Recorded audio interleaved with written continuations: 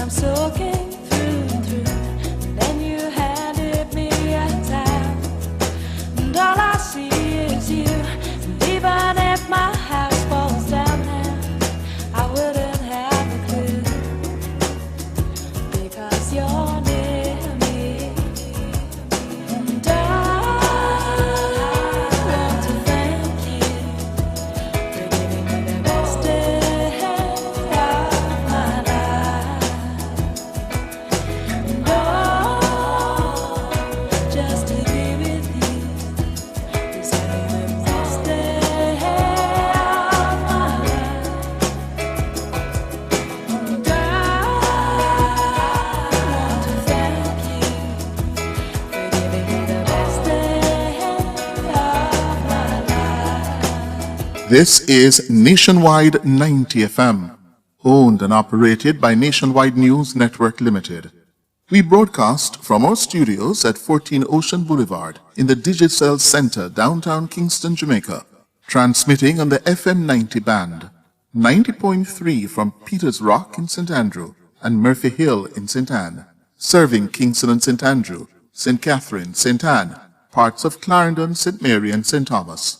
90.5 from Huntley in Manchester, transmitting to St. Elizabeth, Westmoreland, Manchester, Clarendon, rural St. Andrew and parts of St. Thomas, and 90.7 from Cooper's Hill in St. Andrew and Flower Hill in St. James, serving Westmoreland, Hanover, St. James, sections of Trelawney, Kingston, St. Catherine, Clarendon, St. Mary, Portland and St. Anne.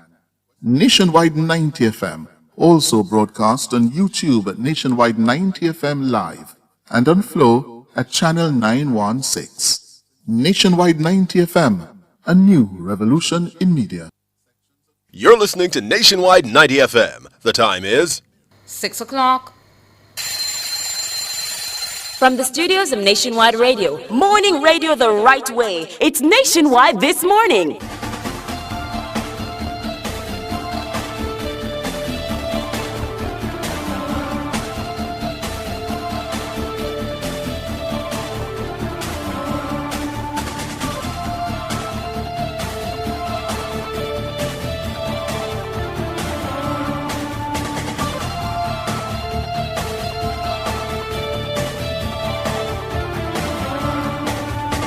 A very good morning to you. I'm Tawna Thomas. Coming up in the news at 6 for this morning, Wednesday, July 29, 2026. Health and Wellness Minister calls for a holistic approach to social media use for children or by children. Efforts to implement sections of the Data Protection Act hit by continued staffing challenges at the Office of the Information Commissioner. Wenchman Road in Seaview Gardens, formerly renamed for dancehall artist Bounty Killer. In regional news, Haiti sets December 2026 date for first round of presidential elections. In international news, Japan earthquake death toll rises to 18. In sports, 7 Jamaicans set for action on 7th day of the Commonwealth Games. And in business, eBay and former executives to pay $56 million US to settle harassment case. The details after the break. Morning after morning, you've made Nationwide 90 FM part of your routine. So let's take this connection one step closer. Join the Nationwide 90 FM Family Club and be part of it officially on Patreon. Family, amazing family. Catch the first news of the day. A comprehensive package of local, international, sports, and business news. The news at 6 on Nationwide 90 FM.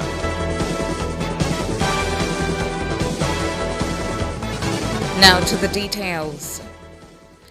Health and Wellness Minister Dr. Christopher Tufton says a holistic approach is needed to balance and monitor the use of social media by the nation's children. He was speaking on Nationwide at 5 on Tuesday. I do believe that a combined effort by all concerned, a more holistic approach, incorporating the parents, incorporating the portfolios of health, where we also interact and play a role in terms of working with students within the education system, is going to be the most effective method. And as this study suggests, there is a need for greater parental guidance and parental control. The issue becomes, how does government create an opportunity for parents to provide some levels of self-regulation, family regulation, outside of just moral suasion? On Tuesday, the Ministry of Health disclosed the findings of a survey it conducted on social media use and the protection of children in Jamaica. The survey's chief focus is for national dialogue to ensure that digital engagement takes place in a safe and healthy environment. The study incorporated the feedback of 1,027 respondents across the island. The data reveals overwhelming public support for action to address the impact of social media on children and adolescents. 90.2% of Jamaicans want the government to regulate how minors navigate social media sites. 84% of the respondents also called on the government to implement a clear national framework policy surrounding social media use. The ministry notes that the findings emphasized that while social media usage has been a pathway for innovation and creativity, its impact on health and well-being is a valid concern. Dr. Tufton says a working group on responsible social media use among minors has been established to review evidence and help to shape recommendations for policymakers. The Office of the Prime Minister, the Honourable Prime Minister, has appointed Dr. Andrew Wheatley to head up a team, a task force, working group, if you will, that would see a cross-section of entities, which would include education. We have nominated two from health to look at the ill effects or potential ill effects of that digital society. Dr. Christopher Tufton, Minister of Health and Wellness. The two health representatives to the group are lead researcher and research fellow at the University of the West Indies, Dr. Stephen Johnson, Dr. Ganesh Shetty, consultant child and adolescent psychiatrist. Jamaicans will be engaged on the issue through public education and stakeholder consultation. Now, plans by the Office of the Information Commissioner, OIC, to resume registration of data controllers under the Data Protection Act as early as September may not materialize. This was revealed by the Information Commissioner during Tuesday's sitting of Parliament's Public Accounts Committee, PAC. The OIC suspended registration in December due to staffing concerns. Robin Williams tells us more. Permanent Secretary in the Office of the Prime Minister, Ambassador Rocky Mead, told last week's meeting of the PAC that the implementation of the Data Protection Act was being hindered due to staffing concerns. Those challenges are also impacting the Office of the Information Commissioner, OIC, and its schedule to restart the registration for data controllers under the legislation. This was revealed by Information Commissioner Celia Barclay while being questioned by PAC Chairman Julian Robinson. The resumption of registration we foresee based on where we are now. Straight answer would be the end of September at latest. And that is dependent on your ability to recruit the staff that you have a challenge getting. It would turn partially on that. You had asked and you earlier. think we're at the end of July, and you think the end of September is realistic? Well, you had asked earlier, Chairman, about the approach that we are taking. Having sought on several occasions to recruit, having attempted headhunting and had no success. What we are currently engaged in is procuring a finance consultant. That would allow us to get somebody in who has the necessary skill and competency, but without being limited by the current pay scale that is attached to the post. The OIC is an independent government body that protects personal privacy, monitors data rules, and handles the Data Protection Act, which was passed in 2020. One of its key mandates is the registration and monitoring of data controllers. When pressed by Robinson, Barclay admitted that there are factors that could threaten her expected timeline. There are numerous variables that could change from time to time, and we have seen that before. When the registration was suspended on the 1st of December, we had reasonably hoped to have everything in place and be able to resume for the new financial year on the 1st of April. It is now July. Ms. Barclay, let me help you. Based on my knowledge of the public sector, I think January 1st is probably more realistic. We're at the end of July. You go into August, where people tend to take holidays. Your issues are structural. I understand the short-term solution where you're seeking to get a consultant to cover the responsibilities, but I also know that has to go through a whole set of processes. And I know you don't want to be held to a September date that you may not be able to deliver, because there are many variables outside of your control. Yes. Still, the Information Commissioner sought to assure Jamaicans that delays in registration do not amount to a free-for-all for companies handling the personal data of Jamaicans. The fact that the enforcement provisions in the DP are not yet in effect does not mean that there is a free-for-all for data controllers to operate as they deem fit and disregard the rights and interests of data subjects, because there is action that can be taken, whether by the data controller as against, as I said, a culpable employee. There are actions that can be taken, for example, by representative associations and bodies. Robianne Williams for Nationwide News. I'm overwhelmed. That's the reaction of dancehall artist Bounty Killer to Wenchman Road and Seaview Garden St. Andrew being renamed in his honor. Yo. It's official. You saw the citation. So no more Wenchman Road. It's all Rodney Price Drive. I'm overwhelmed and grateful for this moment, and word cannot express my gratitude and my appreciation for this. Thanks to the KSAMC and the City Council for choosing me to bestow the key of Kingston upon me. It's a great achievement. This is not a common one. Wenchman Road was renamed Rodney Price Drive by the Kingston and St. Andrew Municipal Corporation. This in recognition of Bounty Killer's contributions as a creative pioneer, poet, philanthropist, and voice of the people. The official renaming took place on Tuesday at Seaview Gardens Palmer School. Bounty Killer was also conferred with the key to the city. Price is widely regarded as one of the greatest and most influential dancehall lyricists of all time, with an aggressive, street-tough style earning him the nickname Warlord. Among his most popular hits are Fed Up, Eagle and the Hawk, Book, and Living Dangerously. Bounty recalled that his journey in music started on Wenchman Road. That's where it all started. Wayne Smith was the one who gave me the experience to put on an earphone over my ear and go in a recording booth. The first song I ever recorded was right in Wayne Smith's little studio in his room, right here on Wenchman Road. That's where it all started.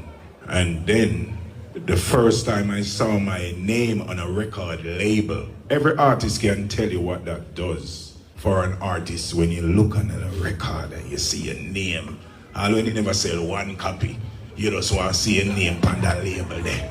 It made you feel like you are a real artist. So Wayne Smith was the one who granted me that opportunity. So big up to Wayne Smith, wherever in Zion he is today, under him slinting. What a slinting. Rodney Price, the old name Wenchman Road, will remain in place for a year while the relevant agencies and regulators adjust to the change. It will then be removed. Meanwhile, Mayor of Kingston, Andrew Swaby, says Bounty Killer is deserving of the honors. We are recognizing over 3 decades of music and cultural contribution. But we are also recognizing an artist who carried Jamaica's story, experiences, and reality to audience across the world. We are also recognizing someone who uses platform to create opportunities for others through the Alliance movement. His contribution extends beyond his own success and reflects the impact that one individual can have on an entire generation. Most importantly, we are recognizing a son of Kingston who remained connected to where he began. He's calling for greater investment in the nation's creative industry. The entertainment and creative industry, and music in particular, occupies a significant place in Jamaica's economy and global influence. It creates livelihoods and it gives this country a cultural reach that few nations can match. This is an industry that has helped to shape how the world sees Jamaica. The challenge is that we have not always captured the full value of what we have created. We must do more to invest in our talent, strengthen the system that supports the creative sector, and create more opportunities for Jamaicans to build sustainable careers from their creativity. Andrew Swaby, Mayor of Kingston. The Caribbean Development Bank, CDB, is exploring whether the region's separate stock markets should one day become one. The bank has approved a grant to fund a study into a single regional stock exchange. Siobhan Campbell reports. The Caribbean Development Bank, CDB, has approved a grant of $100,000 to the CARICOM Private Sector Organization, the CPSO, to assess whether a regional stock exchange is feasible for states within the CARICOM single market and economy. Funded through the bank's Special Development Fund 11, the grant covers the first phase of a wider effort to deepen capital market integration across the region. At present, Caribbean capital markets remain fragmented. Despite several stock exchanges across the region, cross-border participation is limited, and the scale of investment on offer is constrained. The CDB says a single more connected market could improve liquidity, lower financing costs, and widen access to capital, particularly for micro, small, and medium-sized enterprises.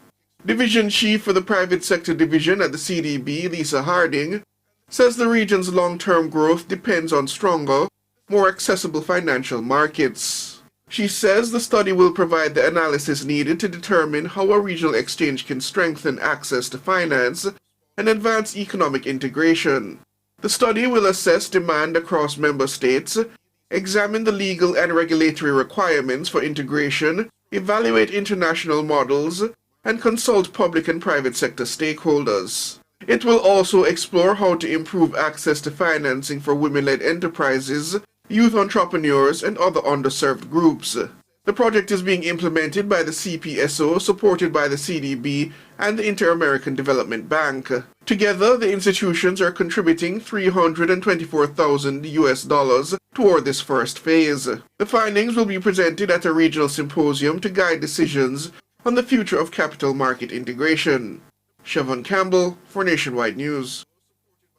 Chairman of the Education Transformation Oversight Committee, ETOC, Dr. Adrian Stokes, says real action is needed to improve the performance of boys. He was reacting to the announcement that a committee had been established to address boys' educational outcomes. Dr. Stokes says, while commendable, that alone is not enough to see lasting change. I don't want to belittle a committee or anything like that. It could be an important first step, but we need to get real serious around the issue, build clear objectives, milestones, what are we trying to achieve, what are we going to pilot. I'm a big fan of piloting stuff, learning by doing. So hopefully it's a step in the right direction. But I'm not expecting just from that committee, whatever they're going to do, to see significant change, right? A lot more needs to happen. Education Minister Senator Dr. Dana Morris Dixon announced the establishment of the committee following the release of the 2026 primary exit profile results. The data show that while 7 out of the top 10 performers in the exam were boys, girls continue to outperform them. In language arts, 80.2% of girls were proficient compared to 63.5% of boys. Likewise, in mathematics, girls had 73.2% proficiency, while boys recorded 64.9%. And Dr. Stokes says that the results highlight the need for adjustments in the ways boys are taught.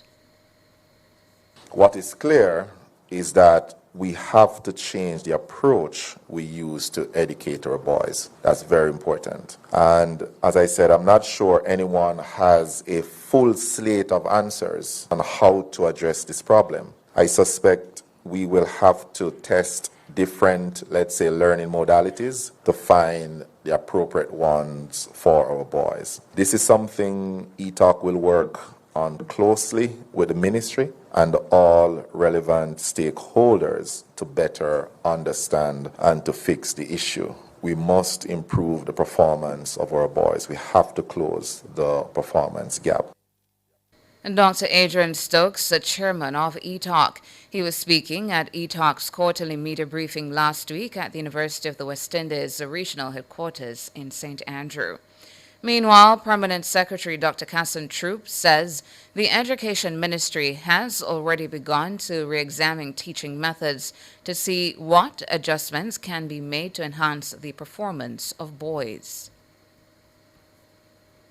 Packing some of the research. Particularly, we have been talking about how we socialize our boys.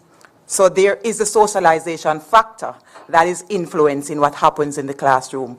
We talk about the biological differences between boys and girls. Boys learn differently. Sometimes as female teachers, we misinterpret the movement. We see it as disruption when we are trying to get our students excited about learning. Boys like competition. Girls will sit stably and do what they need to do. Boys have to compete, get excited. And so that means our teachers have to be retooled. So those are some of the things we have begun to unpack in our conversation as it relates to how we are dealing with our boys. Dr. Casson Troop, Permanent Secretary in the Ministry of Education. Dr. Troop was also speaking at last week's ETALK quarterly media briefing. And that's it for the local segment of the news. Up next, regional and international.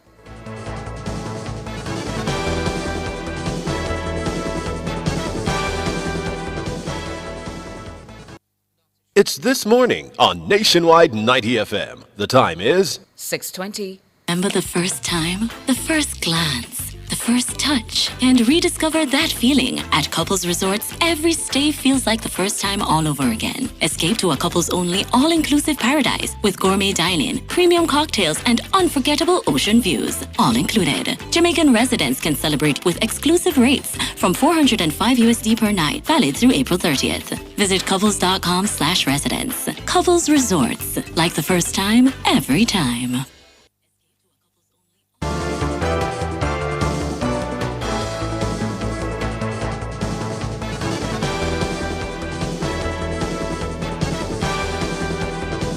In regional and international news this morning, regional December 13, 2026 is the date set for the first round of presidential and legislative elections in Haiti. This is according to the official 2026-2027 electoral calendar released by Haiti's Provisional Electoral Council. According to the schedule, voter registration will run from July 20 to October 13. Political parties and coalitions must register between July 13 and August 14. Candidate registration is scheduled for August 20 to October 2, followed by the official electoral campaign period. Preliminary results are expected on December 19, with the final results scheduled for January 9, 2027. A second round of presidential, legislative, and local elections is set or is scheduled for February 21, 2027. The Caribbean Community Eminent Persons Group has welcomed the publication of the calendar. International soldiers and emergency workers in Japan combed through a badly damaged shopping mall and collapsed houses looking for trapped earthquake survivors Wednesday. 18 people, including a foreigner, have been reported dead. The magnitude 7.1 earthquake that hit a day earlier on the southern main island of Kyushu also left at least 62 people injured. It remains unclear how many people might still be missing. And that's it for regional and international news. Up next, sports.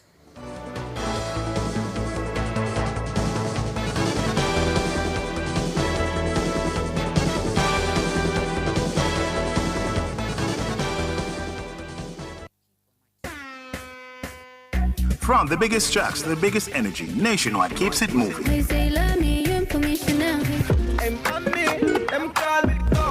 If you love the vibes, come and lock in with us for real.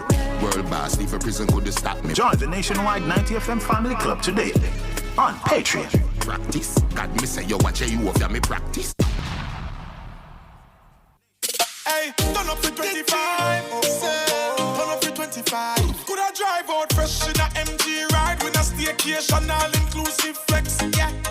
I touch a million cash. Yes. Smart TV, PS5, and home upgrade. Turn up your winnings this summer with Digicel. Sign up or switch to postpaid or Digicel Plus. Buy a SIM. Top up with 5 bills or more. Buy a 7-day plan or higher. A smartphone deal or just pay your bill. Authorized under Section 58.3 of the Betting, Gaming and Lotteries Act. Promotion period June 24 to September 5, 2026. Visit DigicelJamaica.com for terms and conditions. Every child deserves the best start in life. Early screening helps identify developmental strengths and areas where children aged 4 and 5 years may need additional support. The Ages and Stages Questionnaire, Jamaica, is a simple developmental screening tool designed to support your child's healthy development and school readiness. Remember, the ASQJ is not an examination. The national administration of the ASQJ begins on August 10, 2026. Speak with your child's early childhood institution today to learn more. The ASQJ, because early screening leads to early support.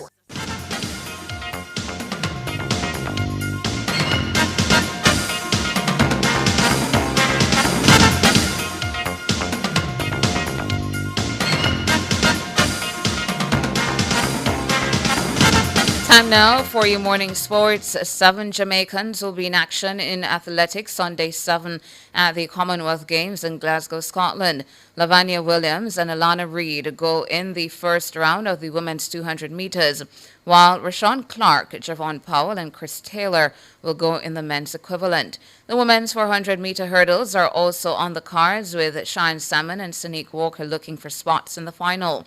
The national senior netball team will also be in action at 8 a.m. They face Scotland in Pool B. Jamaica failed to add to the medal tally on Tuesday's 6th day of competition. They remain 10th in the standings with 2 gold medals. Former Premier League champions Mount Pleasant Academy will face SV Robin Hood of Suriname in one semi-final of the 2026 CFU Club Shield, where the winner will secure a spot in the CONCACAF Caribbean Cup.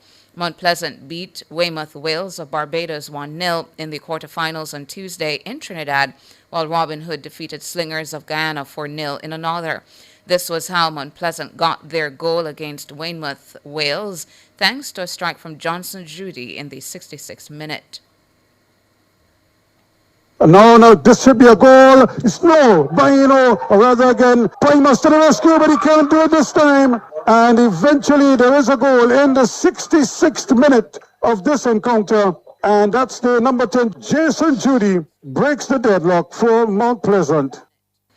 Should Mount Pleasant beat Robin Hood, they would join fellow Jamaican clubs Cavalier and Portmore United in the prestigious regional tournament, further strengthening Jamaica's representation on the Caribbean football stage. Finally, in your morning sports, European football's governing body, UEFA, and new British Prime Minister Andy Burnham have criticized proposals from FIFA to seek private investment in its competitions, including the World Cup. FIFA, the sport's global governing body, said it intends to expand football development funding to more than $10 billion and invite third-party investment in a new venture. According to reports, the plans could potentially earn FIFA President Gianni Infantino tens of millions of pounds. In a lengthy statement outlining the proposals, FIFA said it will invite third parties to make minority, non-controlling investments in a new subsidiary, FIFA Forward Enterprise, FFE, to consolidate its commercial and event operations. The plan still needs to be passed by a vote of FIFA's 211 member nations. But if approval is granted, FIFA says Thrive Eternal is expected to lead the proposed investor group for FFE. Thrive is an American venture capital firm founded by Joshua Kushner, the brother of U.S. President Donald Trump's son-in-law, Jared. And that's it for your morning sports.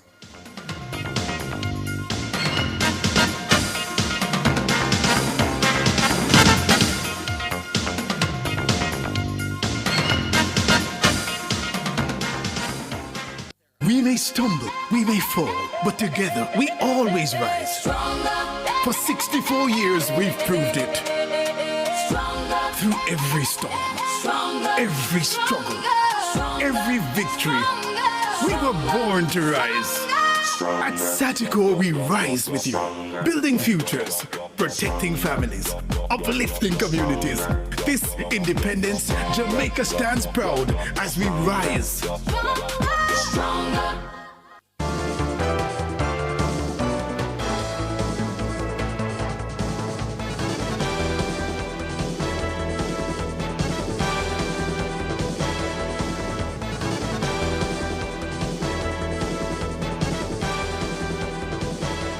In business this morning, eBay and some former executives have agreed to pay a couple $56 million after a campaign of harassment in retaliation for their online criticism of the firm. In a statement on Tuesday, David and Ina Steiner said they and eBay had reached a settlement. This stemming from the 2019 harassment they faced from several of the company's executives, as well as internal communications by eBay's then chief executive. The Steiners ran a website and newsletter, E-Commerce Bites, that was at times critical of eBay. A group of now former company executives ultimately pleaded guilty to sending the couple a costume mask covered in pig's blood, a book on surviving the death of a spouse, among other threatening actions. Other actions perpetrated by or against the Steiners included eBay executives sending them a funeral wreath and harassing messages on social media platform X. Some even paid visits to the couple's home in a bid to install a tracking device on their car. The Trump administration on Tuesday announced a ban on new foreign-made humanoid robot imports to the U.S. over unacceptable risk to America's national security. The move applies to advanced robots, including humanoid and four-legged machines. Many of them are made in China, which is competing with the U.S. to develop robotics and artificial intelligence, AI. The Federal Communications Commission, FCC, also banned imports of power inverters, devices used in data centers and solar panels, which it said could also pose a risk to the U.S. economy. The Chinese embassy in Washington said Beijing has long opposed the U.S.'s politicizing of trade issues and sanctions based on groundless pretexts. FCC Chairman Brendan Carr said the agency was doing its part to secure America's critical supply chains. The Commission has added the items to its covered list, a register of goods and services that are deemed a risk to U.S. national security. In foreign exchange trading, the Jamaican dollar has gained 63 cents and will open against the benchmark U.S. dollar, selling for an average $158.53. Against the Canadian, the Jamaican has gained 36 cents and will open selling for an average $113.07. And finally, the Jamaican dollar has also gained 79 cents and will begin trading for an average $210.24 against the British pound. That's it for business this morning.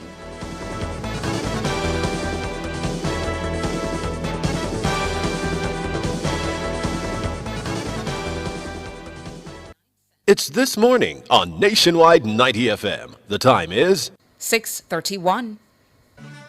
Looking for a gym that's got it all? Welcome to Express Fitness, where fitness meets convenience. With 24/7 access, you can work out whenever it suits you. And with island-wide locations, we're always close by anywhere and anytime. Love classes? We've got them. From aerobics to dance to spin, you name it, we've got it. Our certified trainers are here to take you on a journey. Call us at 888-FITNESS or visit our website at expressfitnessja.com. Express Fitness, your goal or mission.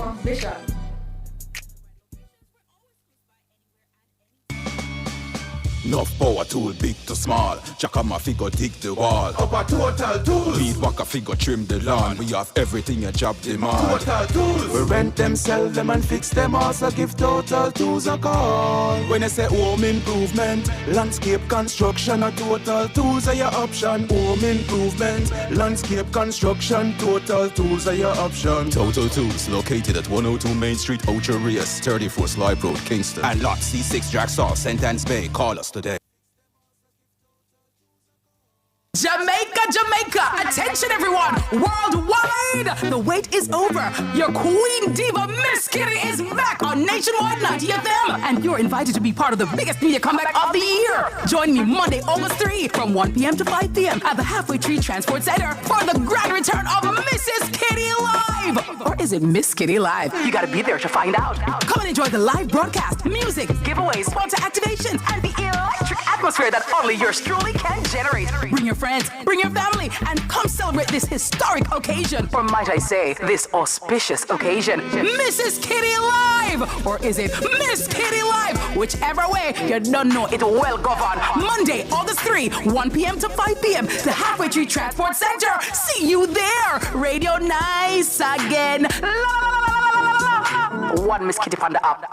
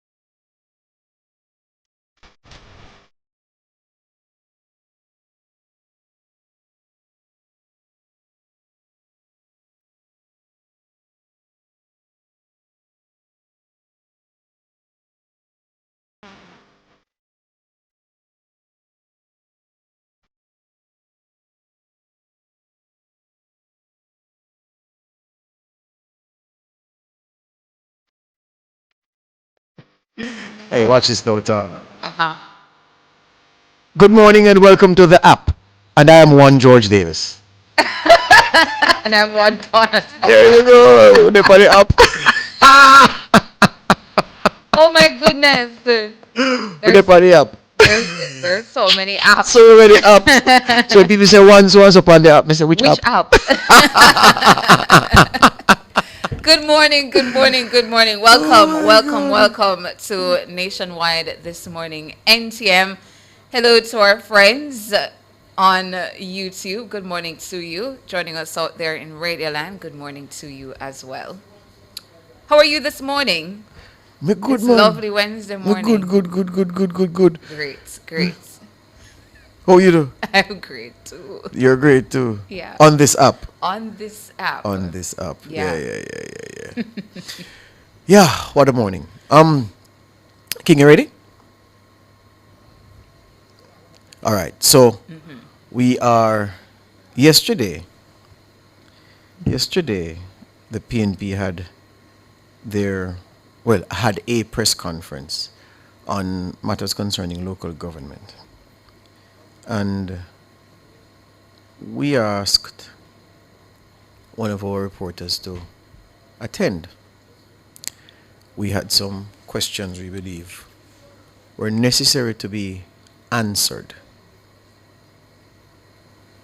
because those answers, we believe, would give Jamaicans a broader perspective of the PNP's thinking around NARA and their reaction to their colleagues speaking in the way they did. Predictably, the answers to the questions deviated, the response to the questions deviated and devolved into the attack on Nationwide that is commonplace. I think it's necessary to share with you a few of the questions that we felt would have assisted the public with understanding the PNP's reaction to what their colleagues said and which was published last week, Monday. Some of the questions that we had for the PNP. Name the individuals in the voice notes. 1.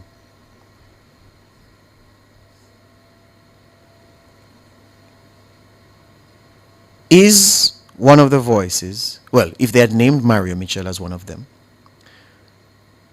we would then ask them to state what position Mario Mitchell holds in the party on any party committee. And if, as we have reported, he was recently voted to the executive with the highest number of votes, we felt those were questions that they needed to answer as well. We wanted them to answer and declare if the comments made in the recordings that we played, if those comments are to be condemned, and if so, will those comrades gathered at that press conference on Tuesday be so obliging as to condemn them, since the opposition leader didn't do so when he had the chance on Sunday? We asked if they feel that the voice notes compromise the PNP's ability to advocate for better use of resources as they critique and criticize the operationalization of NARA. And we wanted to ask if disciplinary action had been taken against the individuals in the voice notes. So those were some of the questions we wanted to ask. Chevron managed to get a couple of questions in before the PNP decided that, we were shutting it down and moving on. But what happened yesterday and what we got is worthy of examination. And King, the video is not long, where it concerns that section of the press conference where Chevron had the floor and was asking questions. Nikisha Burchell was the one responding. Here's that exchange. Okay, this is a tangent question, actually. In relation to this call about transparency and accountability, there is the matter of the leaked PNP voice notes. Have the officers of the party identified the individuals in question, and have those individuals faced any level of punishment, disciplinary action, and would you condemn what was suggested on those voice notes by those members, who I believe one was a councillor who suggested that through the local authorities they would essentially obfuscate or try to delay any aspects of NARA that could be of a benefit to the same people who you suggest should get benefits today? Okay, well, the leader of the opposition spoke on this on Sunday. I believe you would have been privy to what he shared. What our internal workings have been is not for the public discussion in terms of how we are speaking with those who are in those conversations. What I think is instructive is that a certain media house decided to publish select voice notes from a chat they had access to, a private chat, and refused to share the other positions that were more in keeping with our stated public position. But we've become accustomed to the media house in question being very deliberate and skewed in how they report. But our position has been stated by the leader of the opposition, and we will not be speaking further on that topic. So you don't believe what was said deserves some level of condemnation, because Mr. Golding did address it, but he did not condemn what was said in those voice notes, only to suggest that it is not the official position of the People's National Party. Well, Mr. Golding is not here today for you to ask him further about his position, and so... Which is why I'm asking your position, as in would you condemn what was suggested in that voice note? As I've said, the leader of the opposition has stated our position on that topic, and that's the extent to which we're going to be speaking about that. Good morning to Natalie Nita Garvey for using her face to tell 3,000 words over the right shoulder of Miss Burchell. But here's the thing. Rather than front up to this issue, what we saw was an attempt to blame media, to blame a certain media house, I wonder which one that is, for publishing the comments. The opposition leader didn't condemn the comments on Sunday. Those gathered yesterday, including the one who commanded the floor, Ms. Burchell, did not condemn the comments, did not try to condemn the comments. But a fire was set, a fire was lit, and a certain media house was held over the fire for roasting. So the important thing for the PNP in this moment is to point out we have been victimized as PNP because these messages containing the authentic voices of officers of the party, speaking the way they did, talking about besmirching the character of a gentleman, talking about delaying and employing delay tactics for something as important as NARA. That's not the injury, that's not the evil. That's not the fly in the ointment. The fly in the ointment is the media house who got hold of those voice notes and which chose to share them with the public. And she went further. She said we had access to their private WhatsApp chat. Yesterday at production meeting, we looked around in the newsroom and said, oh, which of you among us is the question I asked, has that access? And there was incredulity as people looked around and said, what? In the moment, people forget how media works. From the time media began, centuries ago, people have been getting information from people connected to a movement, connected to a group, who may disapprove of what the group is saying or doing and wants the public to know. And they share such information with media they trust to handle the information properly, because you could get something like this and mishandle it. And that's what happened. So the claim that the radio station, and it's us of course,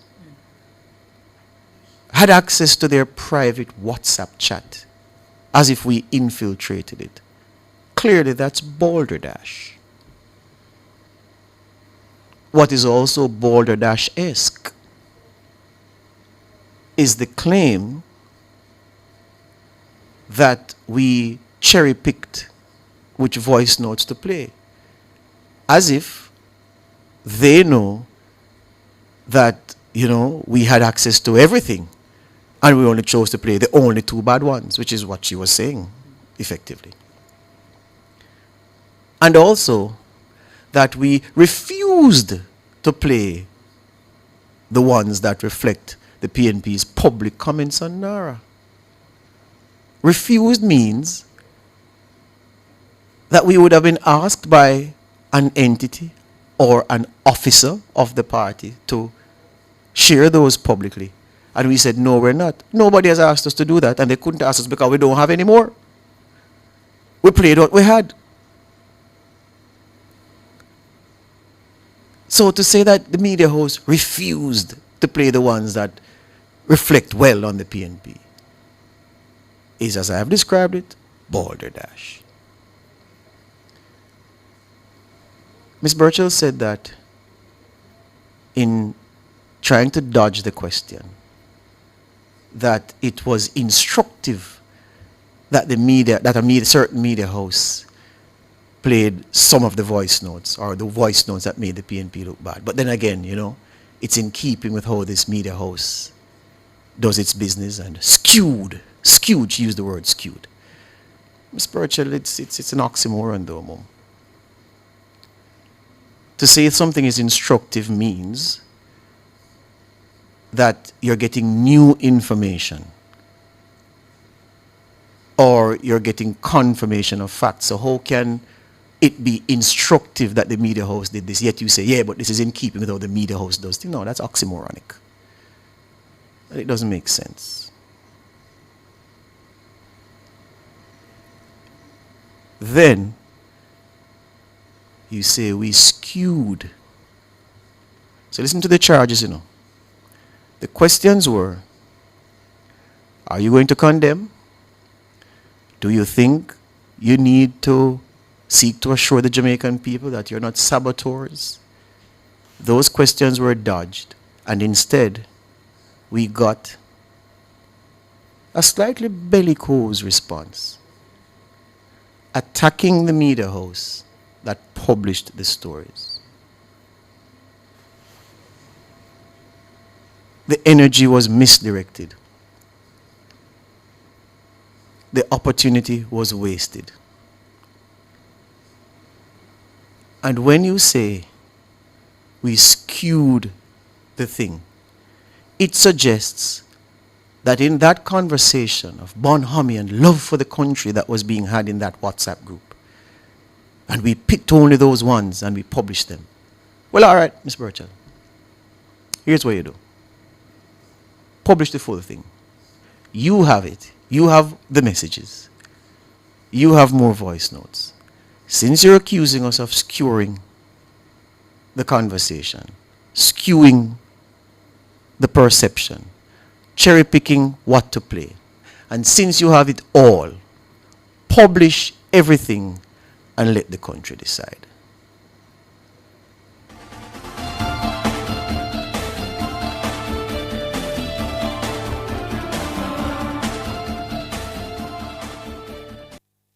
The Ministry of Health and Wellness works to ensure the provision of quality health services and promotes healthy lifestyles and environmental practices for all Jamaicans. The time by the Ministry of Health and Wellness is 6:50. JPS and Partners Cooperative Credit Union offers financial solutions for every stage in your life: savings, auto loans, mortgages, and more. The Temperature by JPS and Partners Cooperative Credit Union, your financial partner for life, is 27 degrees Celsius in Kingston, 27 degrees Celsius in Montego Bay, 23 degrees Celsius in Mandeville. The following safety tip is brought to you by the Ministry of National Security and Peace.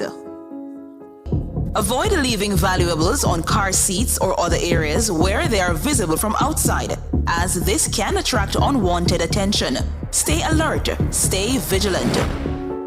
The preceding safety tip was brought to you by the Ministry of National Security and Peace. Super Center, everything for your home and more. Bring back the fun of shopping. Discover the best finds in every aisle of amazing items.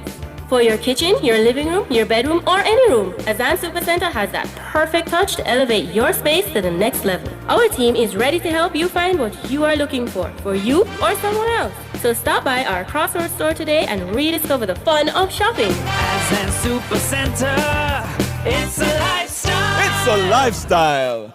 As a taxi man, every mickle make a muckle. I see him way, so BCIC easy pay stay. Having 11 months to pay my car and home insurance, little by little, puts me at ease. Exactly. With my type of business, I have to fret about pay a big money, yet I always covered. Get as much as 11 months to pay your car and home insurance while enjoying 100% coverage with BCIC Easy Pay.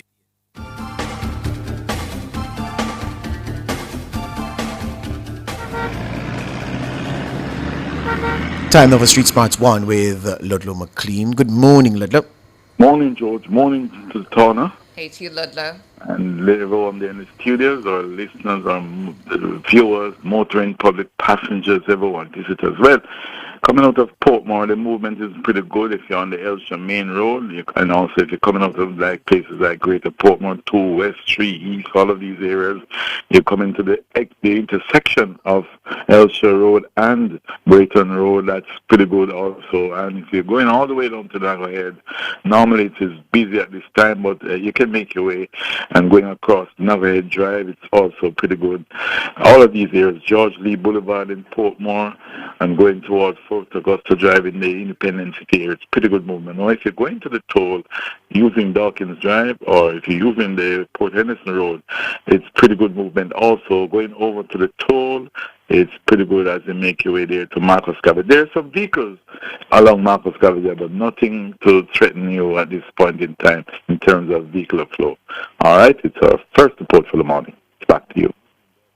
Thank you, Ludlow. Ludlow there with Street Smarts 1. You realize how the crowd in Halfway Tree thin when it's holiday time? Yes. You realize that on a normal school morning at this time, the place ram up? No?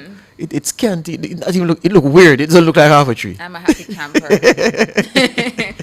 Up next, the word of the day.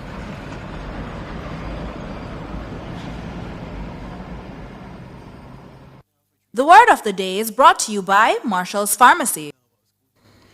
So, a word of the day, one used by George moments ago. BALDERDASH. BALDERDASH.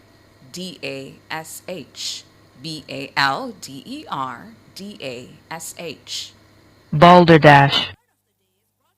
Balderdash. Balderdash.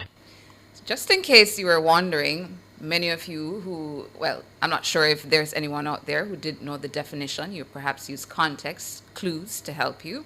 But the definition for balderdash, complete and utter nonsense or rubbish. Balderdash is a word of the day, BALDERDASH. Complete and utter nonsense or rubbish. To use balderdash in a sentence. We did already though. As I'm about to help you with another one. George dismissed the politicians' utterances as complete balderdash. Balderdash is your word of the day. Perhaps there is a reason that you'll find to use the word BALDERDASH. Up next are features at the top of the hour, the news. The word of the day was brought to you by Marshall's Pharmacy.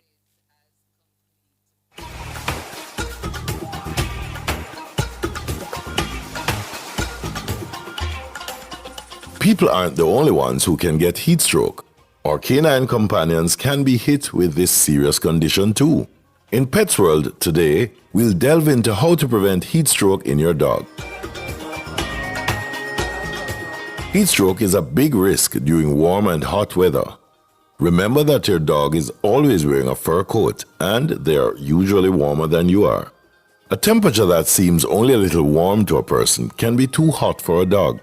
Add to that the fact that dogs at dog gatherings are often active and playing, and the heat could become deadly for your dog. Short-nosed breeds such as pugs, Boston Terriers, Boxers, Bulldogs are more prone to heat stroke and breathing problems because they don't pant as effectively as breeds with normal length noses. This infomercial for WebMD outlines the signs, symptoms, and treatment of heat stroke in dogs. Your dog thinks you're cool, so return the kindness and protect him from the heat. Canines can get heat stroke too, and just like with people, it can be deadly. The best thing you can do? Take simple steps to prevent it. When the weather turns really hot or humid, save walks and other outdoor exercise for early mornings and evenings when the sun is low. Make sure cool water and shade are always within paw's reach, and never leave your pal alone in a parked car when it's hot out. That can be dangerous even if you keep the windows open. Also, be on the lookout for signs your dog is overheating. Some symptoms are heavy panting or drooling, trouble breathing, dizziness, exhaustion, vomiting, and diarrhea. Act fast if you notice signs like those. Move your dog into the shade. Wrap him in towels soaked with lukewarm water, and crank up the fan if you're near one. It may also help to place cotton balls drenched in rubbing alcohol on your dog's paw pads and belly. Just don't let him lick them. Then call the vet. She can tell you if your dog may need IV fluids, medications, or other treatments. Keep your buddy cool and you can stop scares like these before they start. If you suspect that your dog is suffering from heat stroke, transport the dog to a veterinarian immediately because heat stroke can rapidly become deadly. That's it for Pets World. Until next time.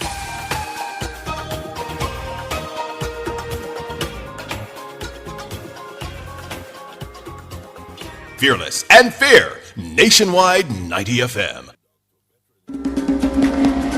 Most Jamaicans know that neither wealth nor social position, pretentiousness nor condescension is involved in any way with how a person behaves with others. You either have good behavior or you don't.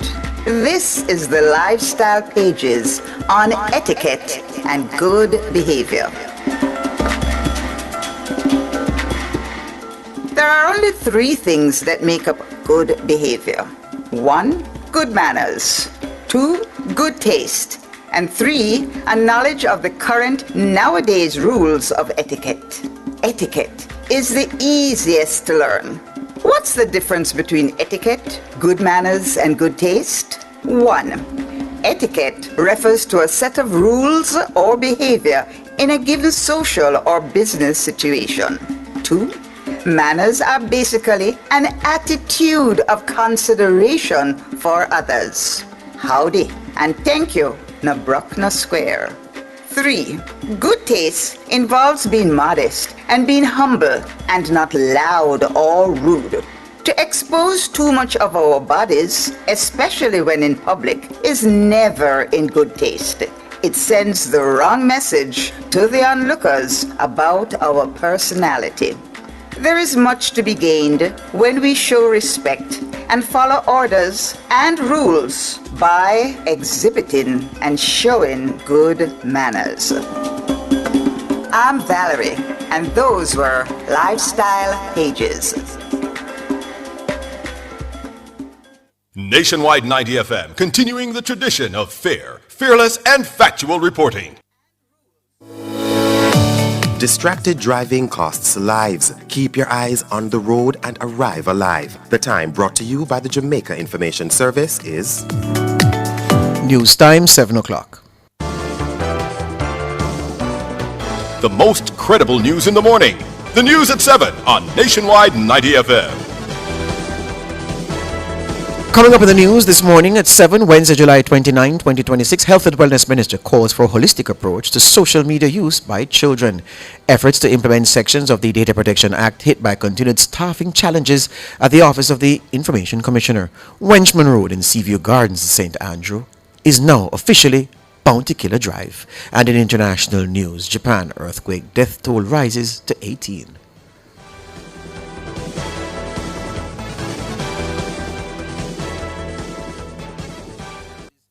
If it's news, it's got to be Nationwide 90 FM.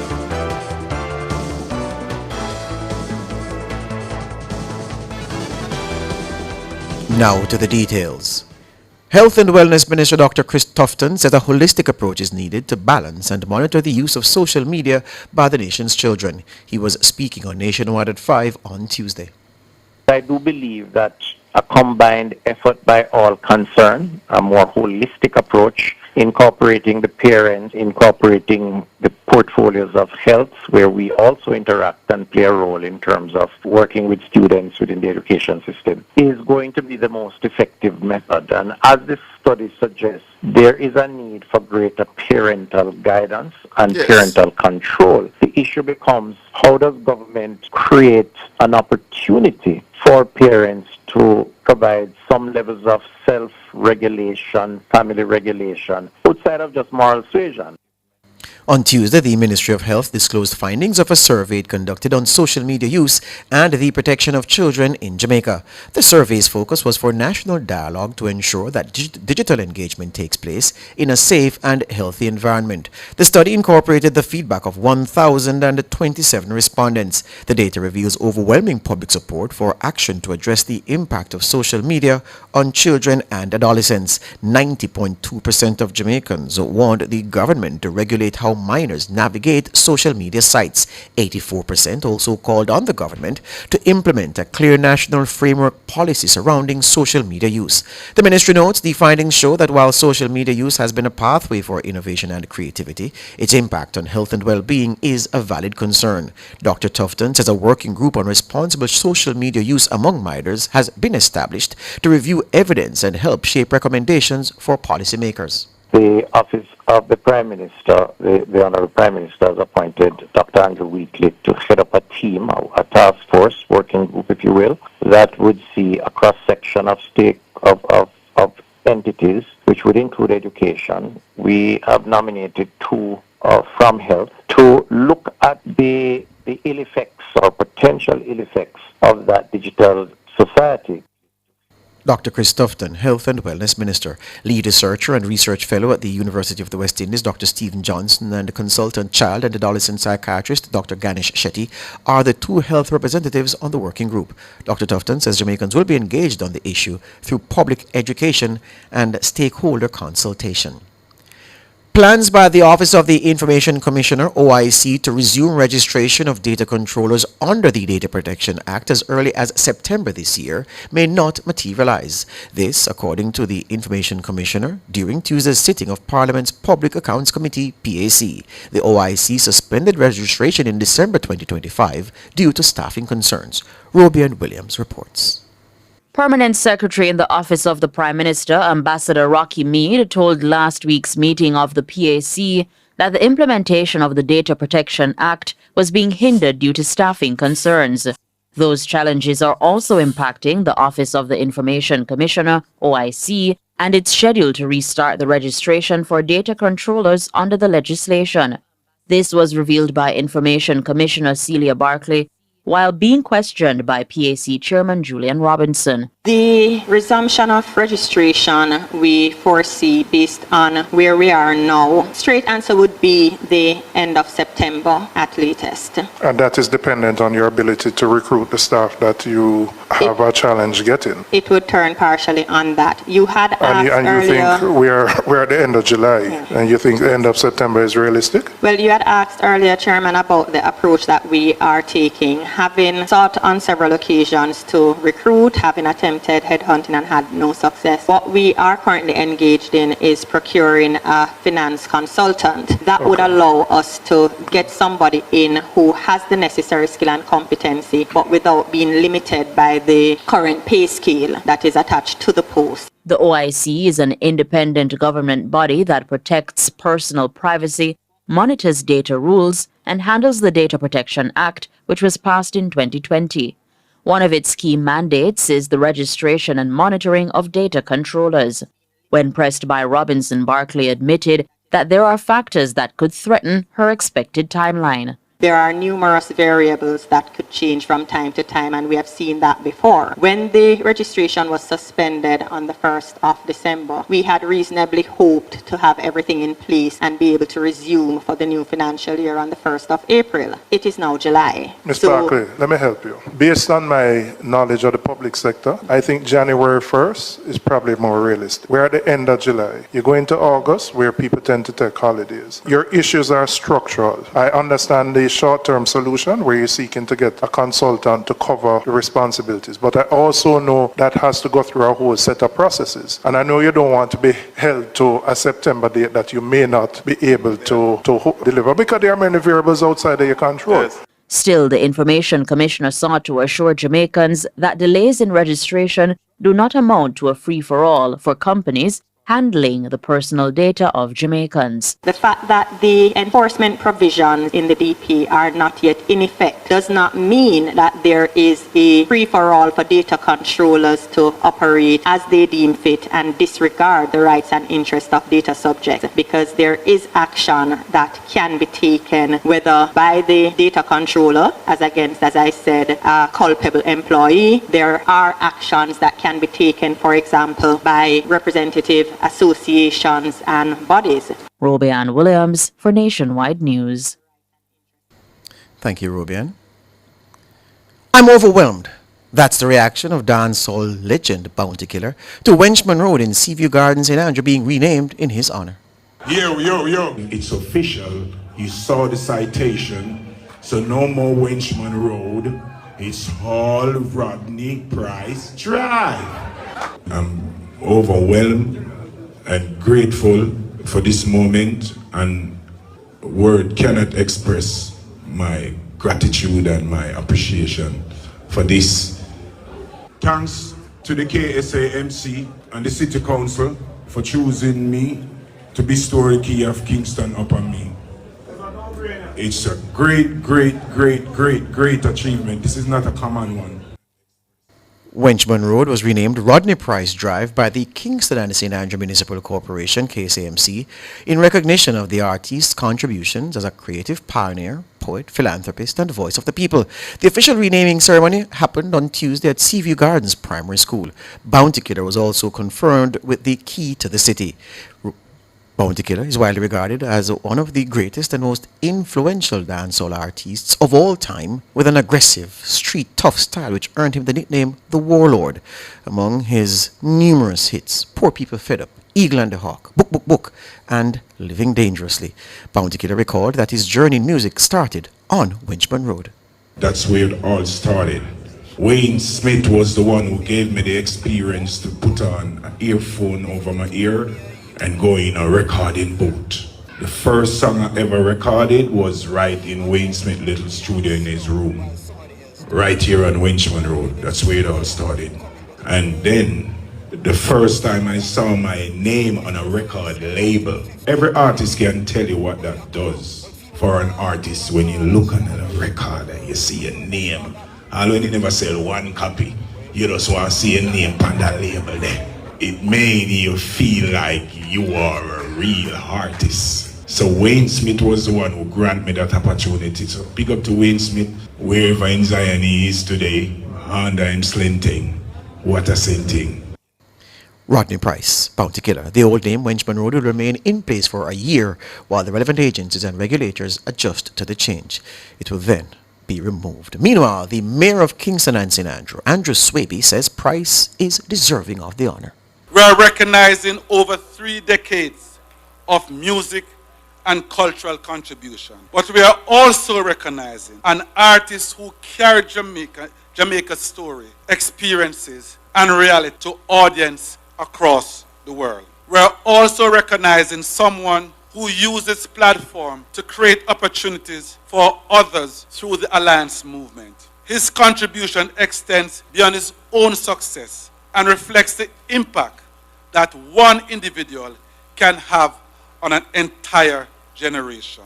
Most importantly, we are recognizing a son of Kingston who remained connected to where he began. Mayor Swaby is calling for increased investment in the nation's creative industry. The entertainment and creative industry, and music in particular, occupies a significant place in Jamaica's economy and global influence. It creates livelihoods and it gives this country a cultural reach that few nations can match. This is an industry that has helped to shape how the world sees Jamaica. The challenge is that we have not always captured the full value of what we have created. We must do more to invest in our talent, strengthen the system that supports the creative sector, and create more opportunities for Jamaicans to build sustainable careers from their creativity. Andrew Swaby, Mayor of Kingston. Commanding Officer for the St. Andrews Central Police, Senior Superintendent Mark Harris, says a number of interpersonal crimes being committed in the area are by persons foreign to the division. SSP Harris was speaking on Nationwide at 5 on Tuesday. Interpersonal violence and basically domestic violence are the issues that we are concerned about. All divisions circle around St. Andrew Central. We're in the middle. Kingston West, St. Andrew South, St. Andrew North, the Constant Spring Division there. Also Kingston East, Kingston Central, Kingston West. So those divisions circle us. Now, a lot of issues that happen, both domestic disputes and interpersonal issues, most of them are not really associated with persons living in the St. Andrew Central Division, but persons passing through. According to SSP Harris, St. Andrews Central recorded the largest reduction in murders across the country.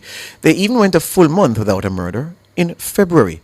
According to the JCF figures, the division recorded 26 murders between January 1 and July 25 this year. This represents an increase of 30% when compared to the corresponding period in 2025. He says interpersonal and domestic disputes are proving far less predictable than organized gang activity, since police generally know where gangs operate and who they're in conflict with. SSP Harris says more persons are reporting instances of domestic violence in the division. No, but we are working on it because we have the Domestic Violence Center for Hereford right in my Matilda's Corner, one of my police stations. And I can tell you, there are so many cases reported since January. And I want to tell you, even men attending the center to report domestic violence. So it is a growing concern, and it is very challenging because you don't know how to police it when you cannot detect it. Yes, the police force is well equipped to handle this, but sometimes when we detect them or they come before us, it is easy to treat with. SSP Mark Harris, commanding officer for the St. Andrews Central Police Division. The Manchester Policing Division has charged a 32-year-old Romalio Miles of Bonneview Terrace, Melrose Mews, in connection with the double murder on Caledonia Road in the parish on July 18. He faces 2 counts of murder, 4 counts of shooting with intent, possession of a prohibited weapon, unauthorized possession of ammunition, and using a prohibited weapon to commit a felony. The deceased were identified as 24-year-old Denikia Poonal of Hearties District in Mandeville and 21-year-old Sadifa Henry, a deliveryman of Marvel Close in Greenville. According to the police, Miles was traveling aboard a taxi with Poonal and Henry when, upon reaching a section of the aforementioned roadway, he requested to exit the vehicle. Shortly after exiting, several explosions were heard. It was later discovered that Poonal and Henry had been shot. They were pronounced dead at hospital. Miles faced an identification parade on July 25. The Jamaica Urban Transit Company, JUTC, is renewing its appeal for assistance by the public or from the public to identify the individual believed to be responsible for the May 30 arson attack on a JUTC bus. The incident occurred at the Spanish town lay-by in St. Catherine. The man, whose identity remains unknown, was captured on the bus's surveillance system. The footage shows a male passenger wearing a hat boarding the bus in downtown Kingston at approximately 2:43 p.m. on the day of the incident. The man traveled to the Spanish town lay-by. While other passengers disembarked, he remained on the bus. Surveillance footage then showed him igniting an object before exiting the unit. The bus subsequently caught fire and was destroyed. Managing Director of the JUTC, Owen Ellington, recently disclosed that the man appears to be linked to another bus arson attack in 2024. On examination of the images captured on CCTV on board the buses, which have been retrieved by our technical experts, the individual appears to be one and the same person. So here's an individual who seems to be self-motivated or working in collaboration with others over a span of 2 years, has set fire to 2 brand new buses on both occasions in crowded areas with the potential for doing not just damage to the bus, but inflicting violence of a very impactful nature. Owen Ellington, Managing Director of the JUTC. The JUTC is offering a reward of $1 million for information leading to the identification and arrest of the individual. A state minister in the office of the Prime Minister, Senator Abka Fitzenley, is in Barbados representing the government at the state funeral for global cricket icon and Barbados national hero Sir Garfield Sobers. The ceremony is set for Kensington Oval at 8 a.m. on this Wednesday morning. Senator Fitzhenry is attending on behalf of Sports Minister Olivia Grange. He is expected to reiterate Jamaica's condolences on the passing of Sir Gary and express appreciation for his profound contribution to the Caribbean. The Barbados Prime Minister, Mia Mottley, is set to deliver a tribute on behalf of the nation at the state funeral.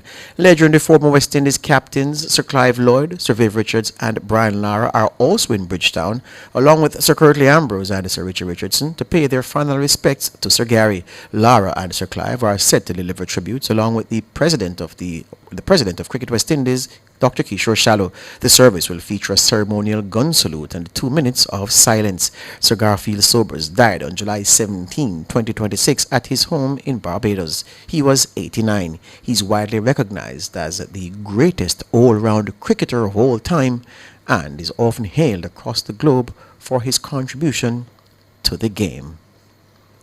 International news now. Soldiers and emergency workers in Japan combed through a badly damaged shopping mall and collapsed houses looking for trapped earthquake survivors on Wednesday.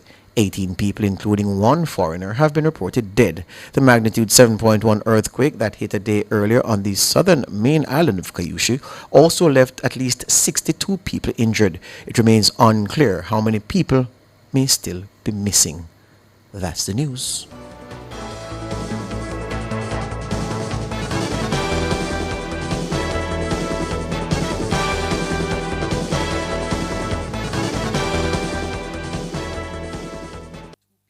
Sign up for the JN Money Card. It's safe, convenient, and free.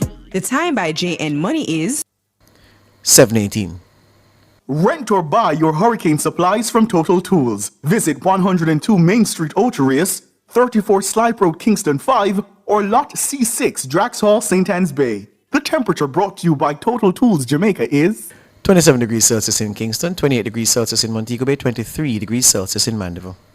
Get a T-Tag and lock in your toll rates for the next 90 days. Effective Saturday, August 1st, 2026. There will be some changes to the toll rates at the Portmore, Spanish Town, Vineyards, Maypen, Tollgate Mainline, and Tollgate Ramp toll plazas. But with a T-Tag, your rate will remain unchanged until October 31, 2026. Plus, all Class 1 and Class 2 T-Tag customers will get their 10th weekly trip through the same toll plaza free. Visit transjamhighways.com for the upcoming rate changes. Don't pay more at the toll booths. Get your T-Tag today from any manually operated toll booths on Transjam Highways. We need a bigger office where we can see more clients. Sounds like ambition is calling and Access Financial Services is answering. The funds are waiting. Boss, this can't hold on one truck, you know. I know. We need another truck. Sounds like you have a plan and Access Financial Services can help. Horizon, a new loan product from Access Financial Services designed for women entrepreneurs to unlock the capital you need to grow and take your business beyond limits. With quick approval, flexible repayment, and low interest rates, your success is on the horizon. Hey, turn up to 25. Turn up to 25. Could I drive out fresh in a MG ride with a staycation all inclusive flex? Yeah. I touch a million cash. Yes. Smart TV, PS5, and home upgrade. Turn up your winnings this summer with Digicel. Sign up or switch to postpaid or Digicel Plus. Buy a SIM. Top up with 5 bills or more. Buy a 7-day plan or higher. A smartphone deal or just pay your bill. Authorized under Section 58.3 of the Betting, Gaming and Lotteries Act. Promotion period June 24 to September 5, 2026. Visit DigicelJamaica.com for terms and conditions.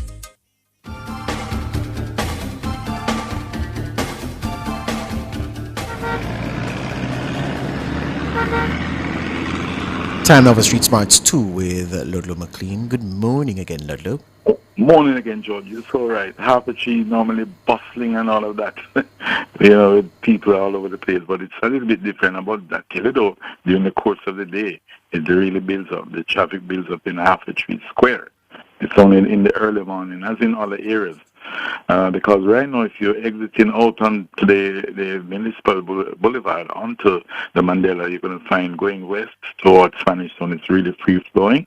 And if you're on the eastbound side, yes, there are vehicles heading in that direction to 6 miles, and some of them coming off the Edwards Highway or the North-South Highway, and some from the east-west or PJ Patterson Highway. But it's steady flow all the way to 6 miles. And 6 miles, yes, you're going to have traffic in between, gaps along Spanish Town Road as you make your way to 3 miles. And going through Penwood Road, it's a nice option, going through Penwood Road to get into the Bay Farm Road area where there's an increase in vehicle flow, but you can still make your way Bay Farm Road. That traffic really gets heavy after 8. Waltham Park Road flowing all the way down to the intersection of Waltham and Hagley. Hagley Park Road flowing all the way. It only increases when you go further up towards Eastwood Park into the Havertree area, and going through Richmond Park at this time on Montgomery Avenue, Queens Avenue, all these areas. The traffic is not too bad at this time. But remember, motorists, it's going to get a little heavier as the morning progresses. So there you go. Please be careful of those intersections, motorists. The stop signs to come to a complete halt, because some of the areas it's kind of awkward when you're coming out, so you can't just drive out like that. So be careful and be watchful as usual at Street Smart. Your safety is our concern. Over to you, George. Thank you, Ludlow. Ludlow there in the police-shaped Corolla, giving the second report from the streets.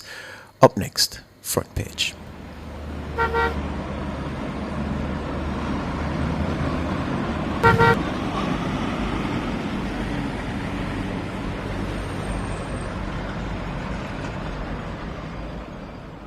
Front page is brought to you today by ABC Electrical Sales, for a better choice in the electrical business. For all your electrical needs, visit ABC Electrical Sales. They stock a wide variety of electrical supplies, including plugs, switches, panel boards, and conduits, plus energy-saving fixtures. ABC Electrical Sales stocks brands like GE, Siemens, Philips, Cutler Hammer, and Allen Bradley. They also offer free island-wide delivery just to suit your needs. Visit them at Shop 8, Hagley Park Plaza, Kingston 10, or call 876-754-3714-5 or 876-754-3825-8. ABC Electrical Sales, for a better choice in the electrical business.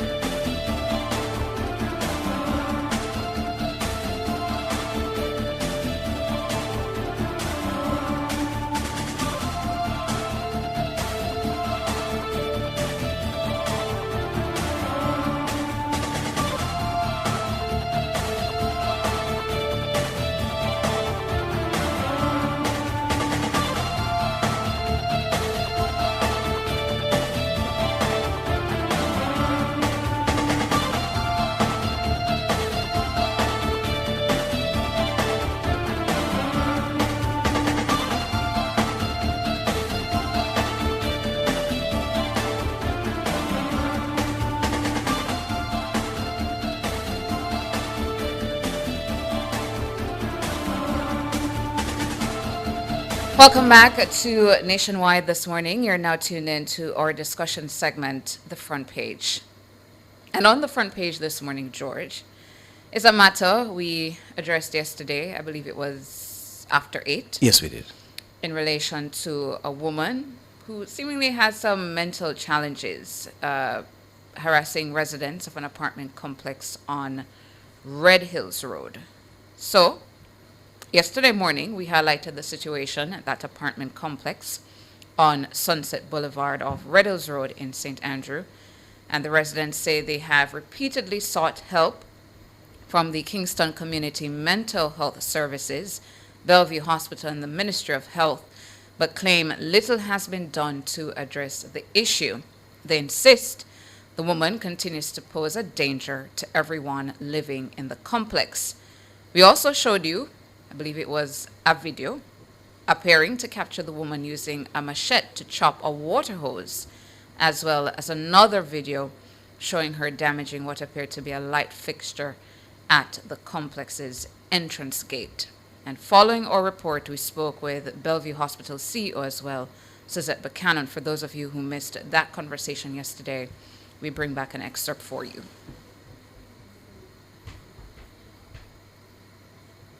Hospital operates as any other hospital where we do not do pickup. Yeah. However, it is a community clinic, your community mental health, your community crisis team that has that responsibility to do the pickup of these individuals, and that falls under the Ministry of Health. So your regular community clinic, that is where family members need to get in contact with.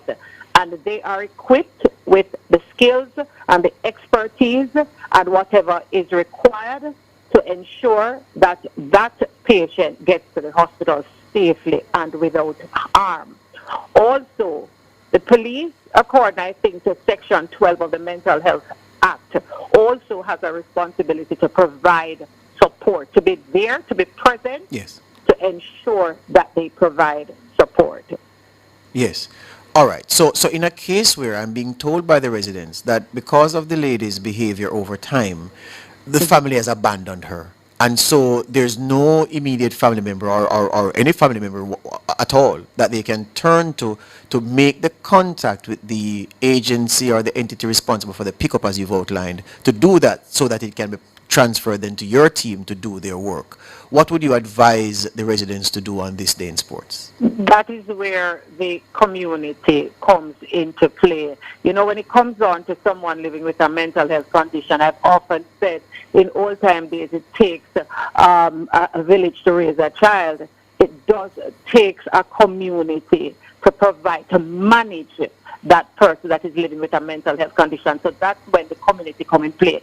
So if there is a president of the association, George, or a president, or I mean, whomever, it just takes somebody to reach out to the community mental health and reach out to the police, and then support will be given. Because the reality is, once someone living with a mental health condition becomes a threat to themselves or a threat to others, then whether a family member is there to get this individual treatment or not, it doesn't matter.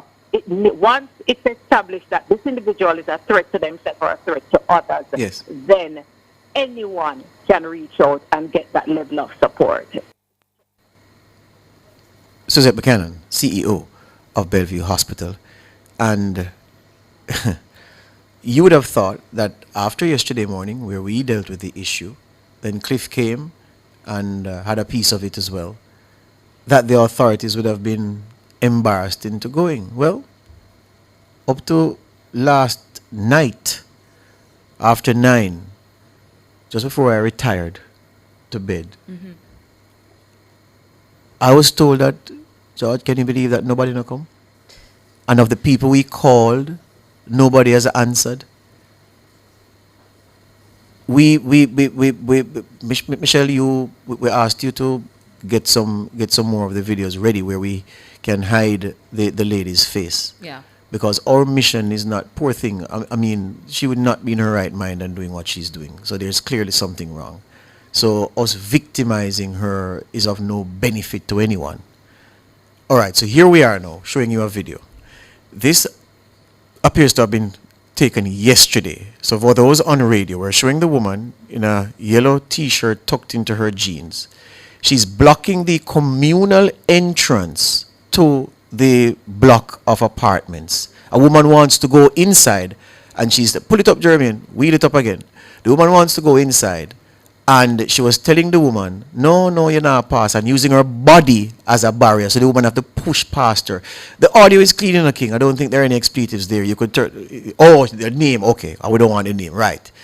So the woman is arguing, Mom, can you move out of the way so I can go into the space so I can access my property? And she has her body there blocking the woman, and the woman has to push past her and into the space. No, my heart bleeds for the woman, because again, nobody in their right mind acts like this. And this is a mild example of the nuisance she poses day to day. And you want to tell me now that, as I think it was Lady Smiley in the chat yesterday who was saying that boy called the minister. It looked like that have to happen. So it looked like the minister has to be called to instruct Dr. Goldburn, to instruct the people who work under him and who collect taxpayers' money every day to go and do their job. And on the point of collect money, we've been told certain things. After the break, I tell you. And what we're going to do this morning, we've been given some numbers for the units that you ought to call when you have someone like this in your midst. We're going to call those numbers live on air, and we're going to see what happened this morning after the break.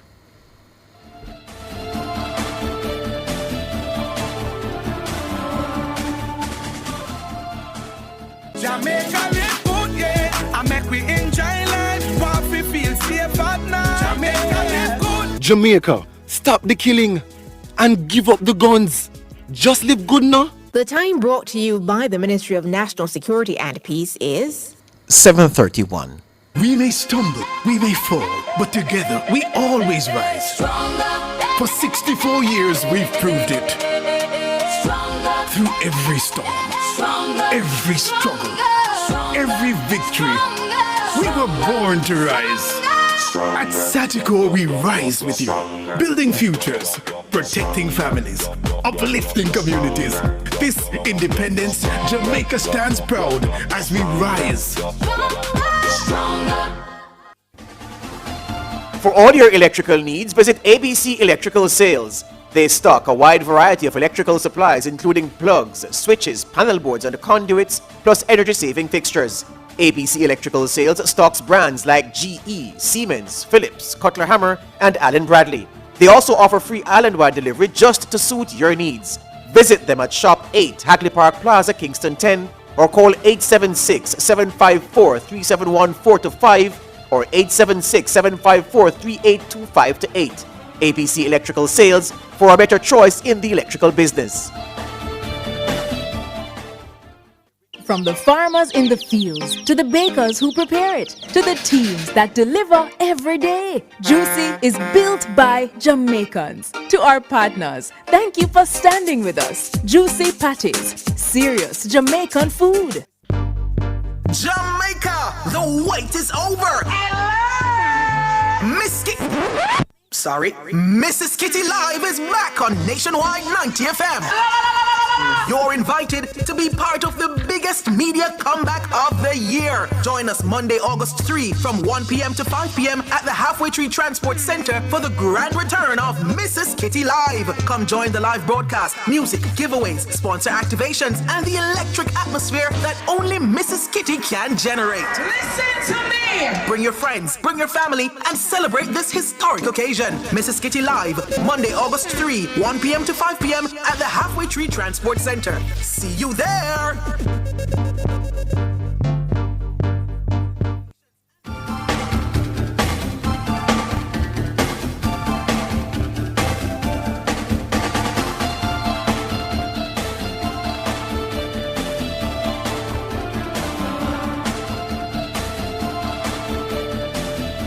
7:34 on the clock, Tona. We have been talking since yesterday morning because a large part of our work is community service. Go again, King? Psychic Crisis Center or Psychiatric Crisis. Psychiatric. Psychiatric Crisis Center. So we've been advised by people in the medical profession who are outraged at the lack of response. You have been redirected. Hold on, to the before you mailbox call it. of the number.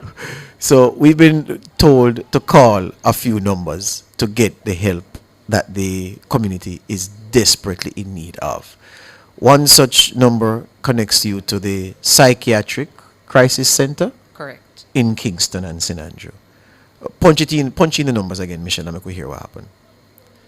So our producer is calling this morning because the residents say they are calling and not getting through. Not getting through. It's not we don't believe it to be true, but we are exercising using our resources as well to call and see what happens when a call is placed. So we're calling again the Psychiatric Crisis Center. What are we hearing? Have been redirected to the mailbox of the number. Yep. Redirection. So the number not even connect at 7:36. And I don't know why that number, if at 7:36 staff in that office are not there, that number should reroute you to an emergency number. Because a person with mental challenges or who appears to have mental challenges can doesn't go off start at any at 9 time. o'clock. There you go, my friend. Yeah. There you go. Yeah? So we a part of our duty is to serve community. And if a community is crying out for the state and agents to do their duty and not getting through, we have to assist. And this one is what? St. Catherine Mental Health Center? Center. St. Catherine Mental Health Center. What happens with this one? That sounds like dial tone. What's happening when we call the St. Catherine Mental Health Center? What happens indeed? Yeah. And for folks, Unable to accept your call at this time. Goodbye. we are unable to accept your call at this time. Goodbye.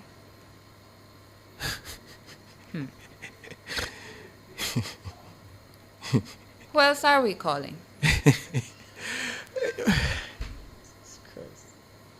We are unable to accept your call at this time. Goodbye. Who else are we trying, Michelle and Jermaine?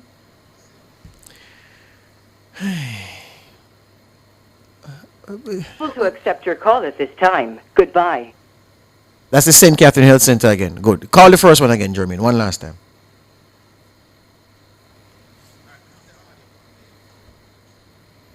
Hold on. No, man. Just do the call first and then we'll just go to that. Just get the call out of the way and let us see.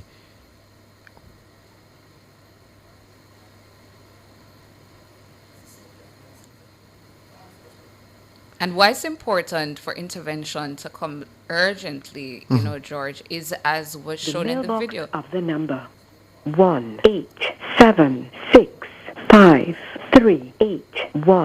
1-877-653-8108-1. And- Please leave your message after the beep. One of our own Tana, one of our senior practitioners just messaged me to say, remember it's early. Maybe they open at 8. No, I'm not accepting that. If it's a crisis center, how can it open at 8? No, you explain that to me. If it's a crisis center, or crises start at 8 and end at 5? No, it can lock, that's fine, but route me to an emergency number where somebody will pick up and coordinate what needs to be done in response to a crisis. Don't tell me say open at 8. What happens in a case, George, at 9 p.m. Thank you. when there is somebody who has mental challenges, appears to have mental challenges, is creating a risk to somebody else?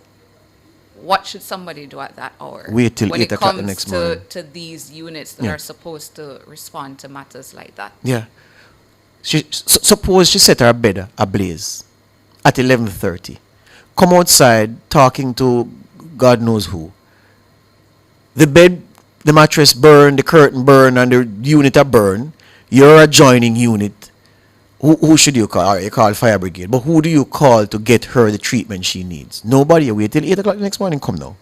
So I've gotten another number, King and Michelle. I'm being told that, watch this now, that when the community members called the Ministry of Health toll-free number yesterday, write down this number, Michelle, 876-538-1081. Let's try that number and see what happens. I'm being told that when they called the MOH toll-free line, they were given that number to call, 876-538-1081. 876-538-1081. Run that and see what happened. That's the one we've been calling? Lord, you see? You know what I'm wondering? Just the same, George, when you have police, the Jamaica Constabulary Force that is 24/7 operating, Yes. and they have their number. Yes. You have, for example, if there is a matter dealing with a child, there is that number that you can call 211 around the clock. Yes. You can call Crime Stop 311 around the clock. What's the police number again? 119? Yes. You can call 119 around the clock. Yes. I'm not sure if the Jamaica Fire Brigade has a 110. You can call 110 Yeah. around the clock. What's the number that you can call around the clock when it comes on to mental health challenges in the Yes, country. yes. Persons who appear to have mental challenges and they're posing a risk to themselves and others. What emergency number around the clock do you call? Yes. Yeah, cause, That's the question. Because these work from 9 to 5, Yes. apparently. I'm being given another number. Mr. King and Mrs. McCrae Smith. Try this one. I'm being told it's a Ministry of Health mental health hotline. Let's see if we could try our luck and get lucky. 876-633-8172. 876-633-8172. Punch that in and make us see what happen. Which one is this? I'm being told it's Ministry of Health mental health hotline. Okay, so MOH has a mental health hotline. Mm-hmm. So I if the expect line mental hot, health hotline pick to up. work, right? Has to work. 24/7. Yes. So let's see. King, where you get? Nothing yet. Not ringing? So 633-8. All right, here we go. All right. Tana, you talk to them, come I might lose my cool.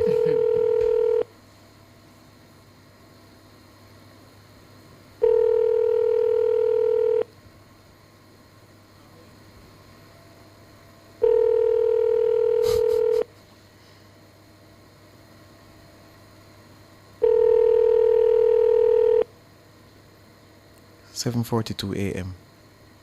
Calling the Health Ministry's mental The health person you hotline. called does not have voicemail. Can we try again? Let's be fair. Let's try Yeah. again. Yeah, man. 633-8172. The Ministry of Health's mental health hotline.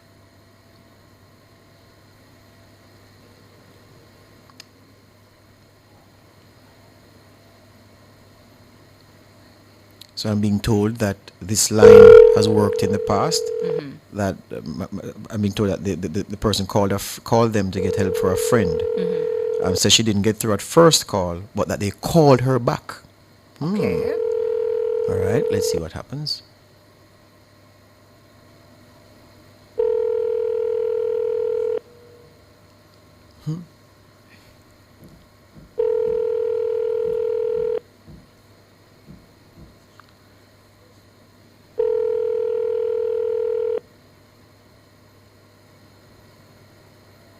The person you called does not Well, have you know, voicemail. I can understand that getting through to RGR's hotline can't start till 10 o'clock. Right. That's fine. Yes. But a real hotline, meaning a hotline to help people with real issues. And I'm not saying that somebody must be there at 7:44. Don't get me wrong. I'm saying you should reconnect to an emergency number where they can say, all right, let us take this information and so forth, so forth.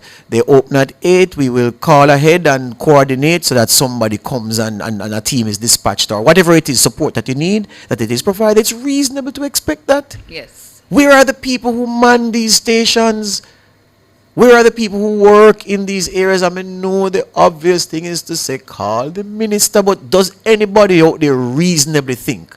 For all we said to you yesterday about the mental health unit in the Ministry of Health and Wellness, the people who lead it, the team that is equipped to go and deal with issues like this when there is someone who appears to have mental health challenges being a danger to themselves and their community. For all of that, for that long chain and the various links in the chain, is somebody saying that, yeah, but call the minister. As I said yesterday, what? Where do we stop? We call the minister, we call Mr. Holness. What would we call King Charles next? We call the GG and ask him to instruct somebody to do their job. And for all the calls made yesterday, here I was saying, listen, after all this highlights and the several calls made by the residents of that complex, yeah, man, there's going to be action. There's going to be intervention. We should be coming here this morning to tell the listeners that the lady is now with Bellevue or wherever getting the help that she needs. But here we are this morning, and no one has responded to the concerns of those residents. Yeah. I get another number. King, try one more before the break. 888-888. So 888. Tony, write this one. 888-639-4585. 5433. 888-639-5433. And this is for where? Anna, this is for where? Tell me this is for where. Mhm. She go and tell me soon. Yeah? Hold on, listen to this. Listen to this. I'm being told by a member of the community. Alright, let's try this. I'm going to tell you this story after.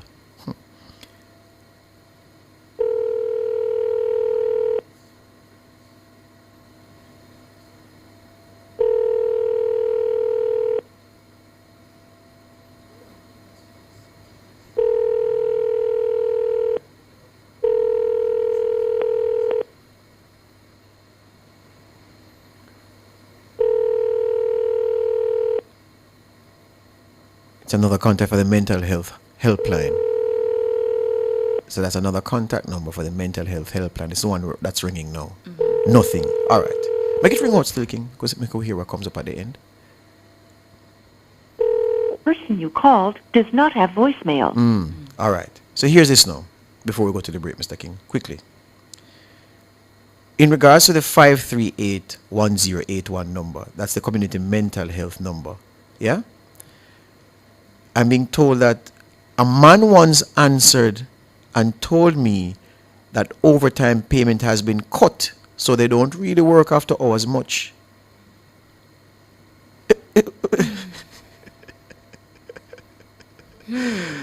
Oh boy.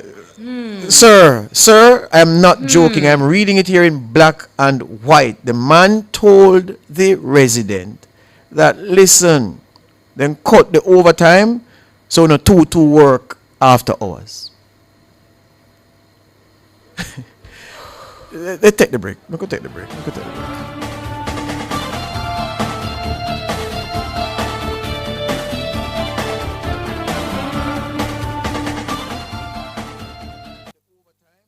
For all your scales and food processing equipment, call Advanced Scales and Equipment Limited at 876-968-9612 to 5. The time by Advanced Scales and Equipment Limited is 7:48. Hawkeye is protecting homes, businesses, and communities with trusted security solutions. The temperature by Hawkeye, securing what matters most, is 28 degrees Celsius in Kingston, 28 degrees Celsius in Montego Bay, 25 degrees Celsius in Mandeville.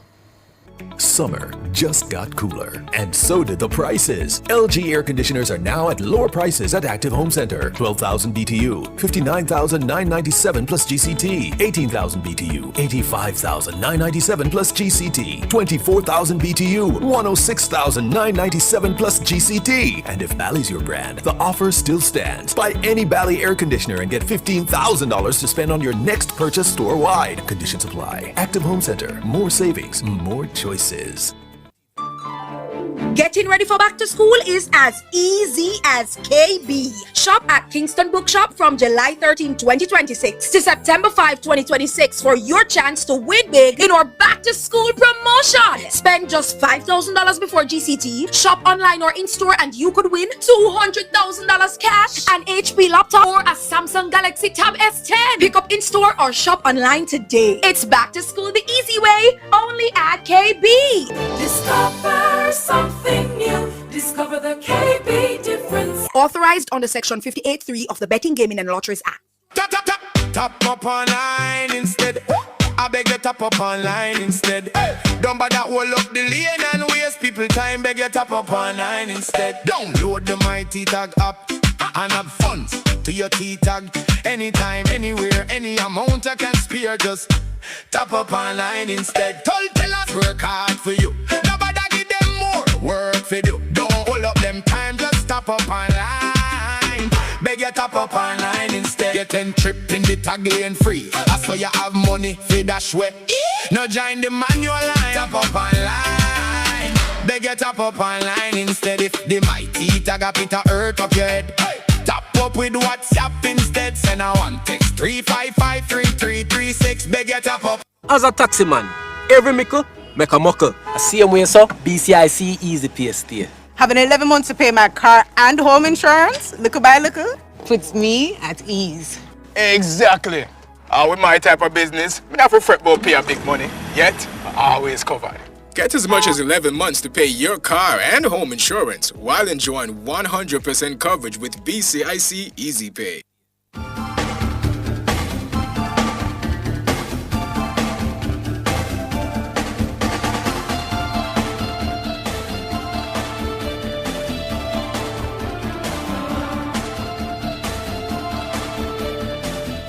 Residents saying that they were told by an official at the ministry yesterday that going back to the media because I get through.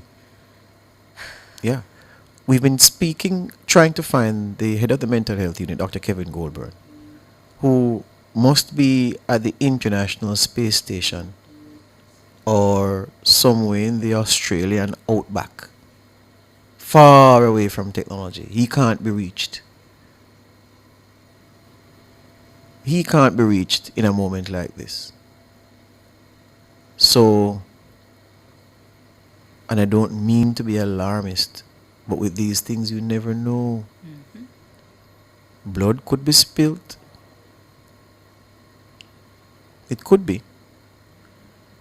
And what will we have?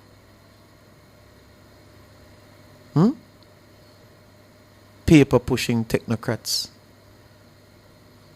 People with titles and accolades that they don't really deserve, because when you put them to the test, they fall short. And if those at the mental health unit and those they direct maintain this stance, Jamaica will not forget you, The country won't forget. This happening right now is a matter of public record. And you may run, dive and stay level for now. But when you stand tall, what will happen? You won't enjoy the accolades you once did. I can tell you that. Because you failed the test of the people.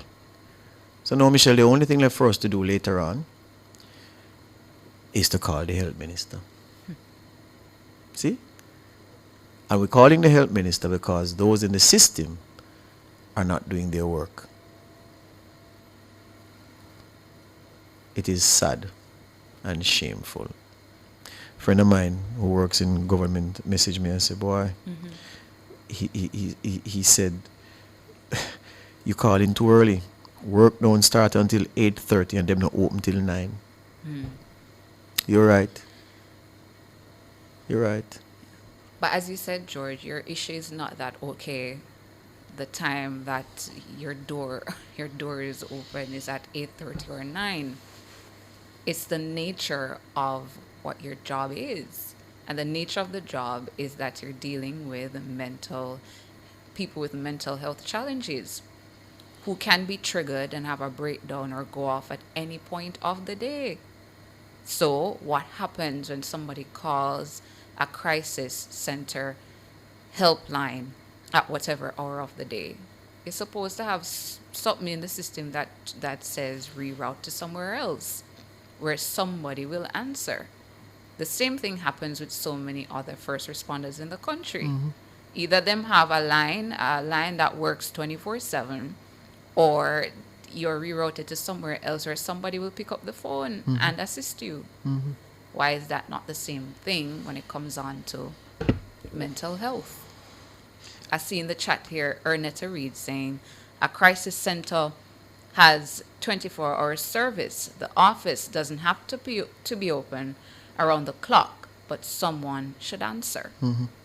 And Owen Mason says, there should be one number for all kinds of emergency. Well, there's that. No, everybody's saying call the minister. Yeah. That should not be the case, Yep. but here we are. Yep. I'm being told that the complex has a lot of retirees. And I'm told that some of them, a lot of, mostly females, and that they usually, because it's a big complex, they come out and they walk, little exercise, them stop walk. So you enjoy, you in your property, you can't enjoy your property. And There's nobody to assist. And as I said that yesterday, Tana, we could understand if the state didn't have the facility and the setup to deal with things like this. It exists. Look how many numbers we call. Yeah. All of those things are there. And the physical facility that is waiting to accommodate the lady is just asking for somebody to go and pick her up. Yep. Suzette Buchanan spoke to us yesterday. Yep. Bellevue is waiting. It's not their responsibility to do pickups. Yeah. And Jermaine is reminding us that Ms. Buchanan reached out to us to say, listen, Bellevue is waiting to offer the services, but the pickup is not a part of what they do. Right. The people responsible for the pickup, those first responders, they're MIA. Right. And is it that we have to call the health minister? Nobody from the health ministry, nobody in the office of the chief medical officer, whose charge this is. Health minister is really policy. The CMO run things.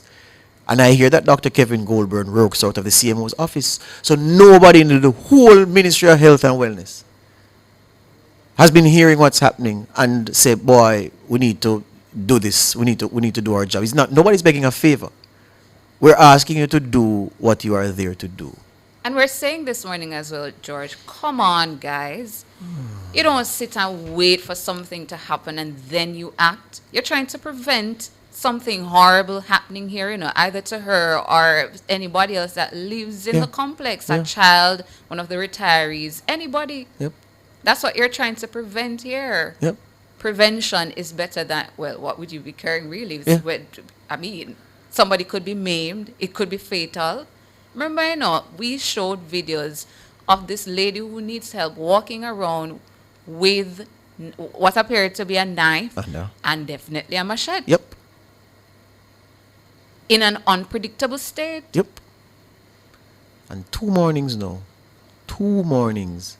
And everybody who should hear deaf. But Dr. Kevin Goldburn, head of the mental health unit, sir, we won't forget.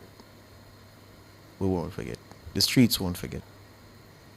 No, forget. Ah, boy. So I say to the residents. How much longer should the residents wait? Yeah. The rest of the week? What should we do? Check it out Monday? Come on, man. Jeremy is telling me to read the message again, but it is shocking. The man told one of the residents that overtime payment has been cut, so we don't really work much after hours. So as 4 o'clock or 4:30, boom, gone. Dr. Goldburn is the man in charge. Head of the mental health unit. He's in charge of the area that dispatches these teams who are specially trained to go and bring these people in. Jermaine, find me an alarm soundbite, please. I think it's necessary this morning. Please find me an alarm before soundbite. 8 o'clock. Yeah. Yes, before 8 o'clock. We need it. It's necessary. Do it, Tana. Do it. It's necessary. Find us an alarm soundbite. Do it. Yeah. All of yesterday has passed.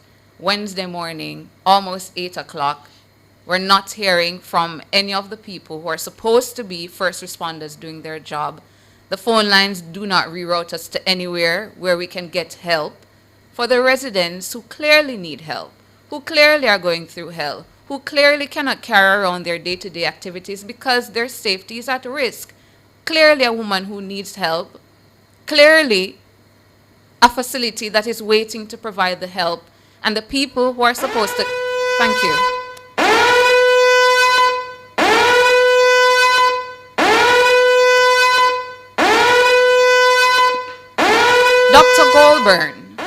Dr. Goldburn, the Psychiatric Crisis Center in Kingston and St. Andrew, the St. Catherine Mental Health Center, the Ministry of Health Mental Health Center. Where are you guys this morning? We're calling you out. Several calls made by the residents of this complex. Over and over and over, calls have been made seeking help for somebody who needs help. trying to protect their safety. They're not making up stories. We've showed the evidence here. What are you waiting on to do your job? It's a minute after 8 this Wednesday morning. Do something.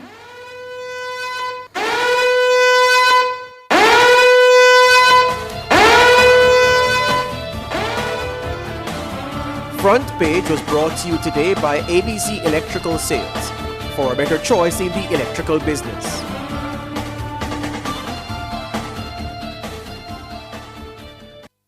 You're listening to Nationwide 90 FM. The time is a minute after 8. From the mountainside to seaside, countryside to townside, inside and outside, it's across Jamaica this morning.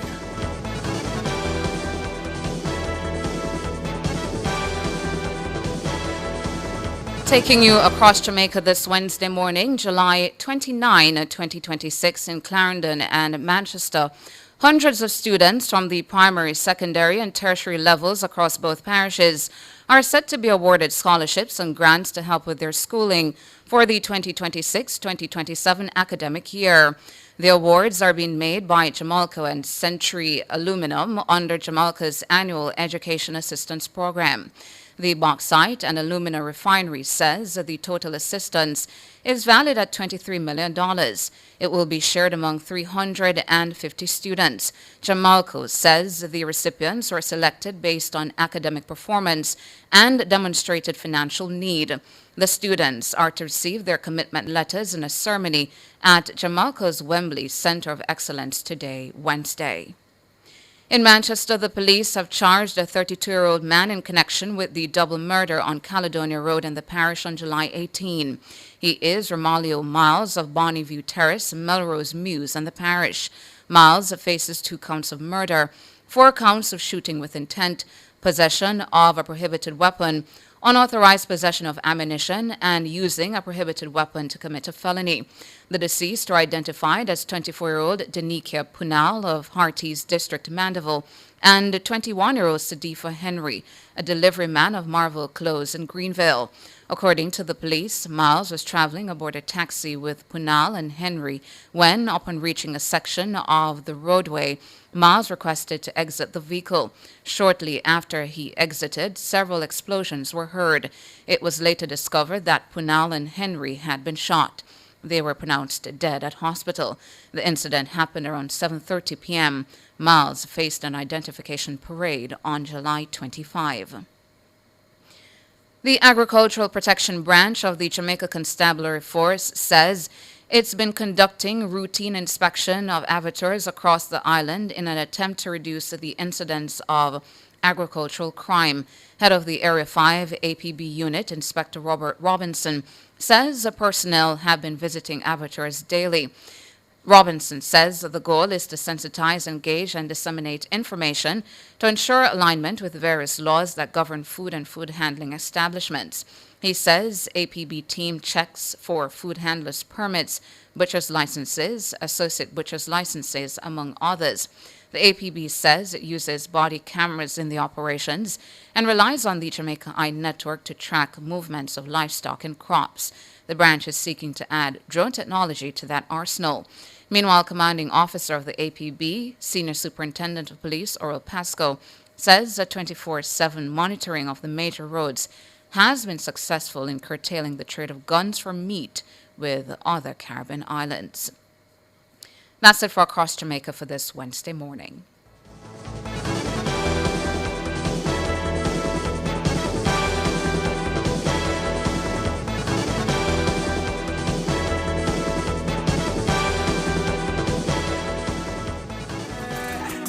Jamaica live good, yeah. I make we enjoy life, while we feel safe at night. Jamaica live good. Brina, me no know what me gonna do pon that test, you know. Me no know nothing about human trafficking. Oh boy. Really? Girl, I want serious crime that, you know. People get trapped in a modern day slavery, forced labor, prostitution, abuse, all manner evil, girl. No, sir. That sound terrible. But that's a going in a Jamaica, Brina. Sharika, if you don't know what you say, I bet you top talk. Worldwide, Sharika. Worldwide. And that includes Jamaica. What? Tell me more. Alright, let me tell you. You see, in Jamaica, you have different type of trafficking, like sexual exploitation, forced labor, forced begging, forced gang activities, domestic servitude, forced criminality, and child trafficking. But this serious man, Brina. Me never know this. Goodson, how you so quiet round this, sir? Like you never know nothing either. Of course me know. Why you think mothers want to pick them for not stray from them mother? And parents must know where them pitney there. We have to stop the human trafficking and live good.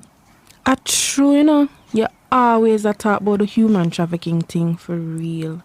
Would I love to know more about this. So if me spot it, what me for do? Just do the right thing and report it. You can call 311-119 or visit any police station. Jamaica live good, yeah. I make we enjoy life, what we feel safe at night. Jamaica. A message from the Ministry of National Security and Peace. For all your electrical needs, visit ABC Electrical Sales. They stock a wide variety of electrical supplies including plugs, switches, panel boards and conduits, plus energy-saving fixtures. ABC Electrical Sales stocks brands like GE, Siemens, Philips, Cutler Hammer and Allen Bradley. They also offer free island-wide delivery just to suit your needs. Visit them at Shop 8, Hagley Park Plaza, Kingston 10, or call 876-754-3714-5 or 876-754-3825-8. ABC Electrical Sales, for a better choice in the electrical business.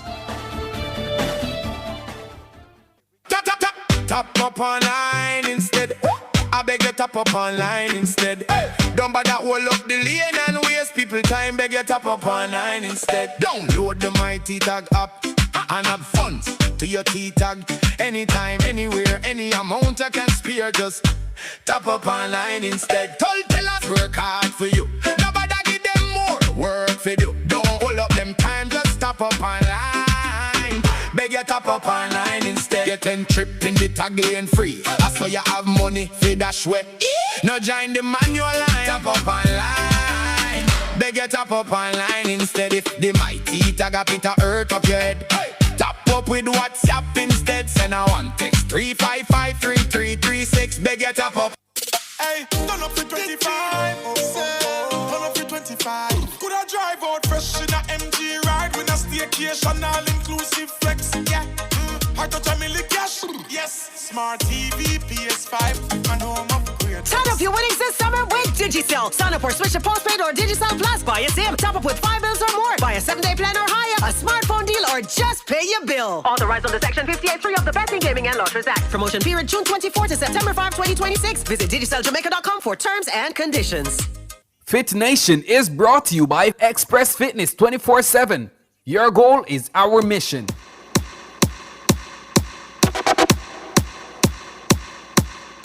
You wanna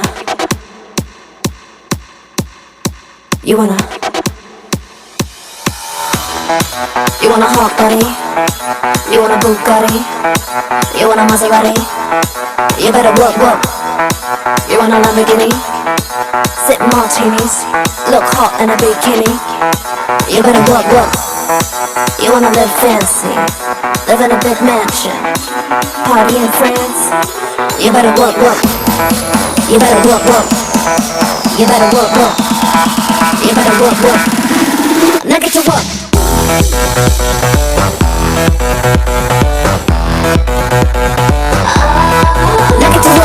The time of a Wednesday morning, time for Fit Nation. In Fit Nation this morning, focusing on how creatine can help you on your fitness journeys. So creatine is a naturally occurring compound that plays an important role in supplying energy to your muscles.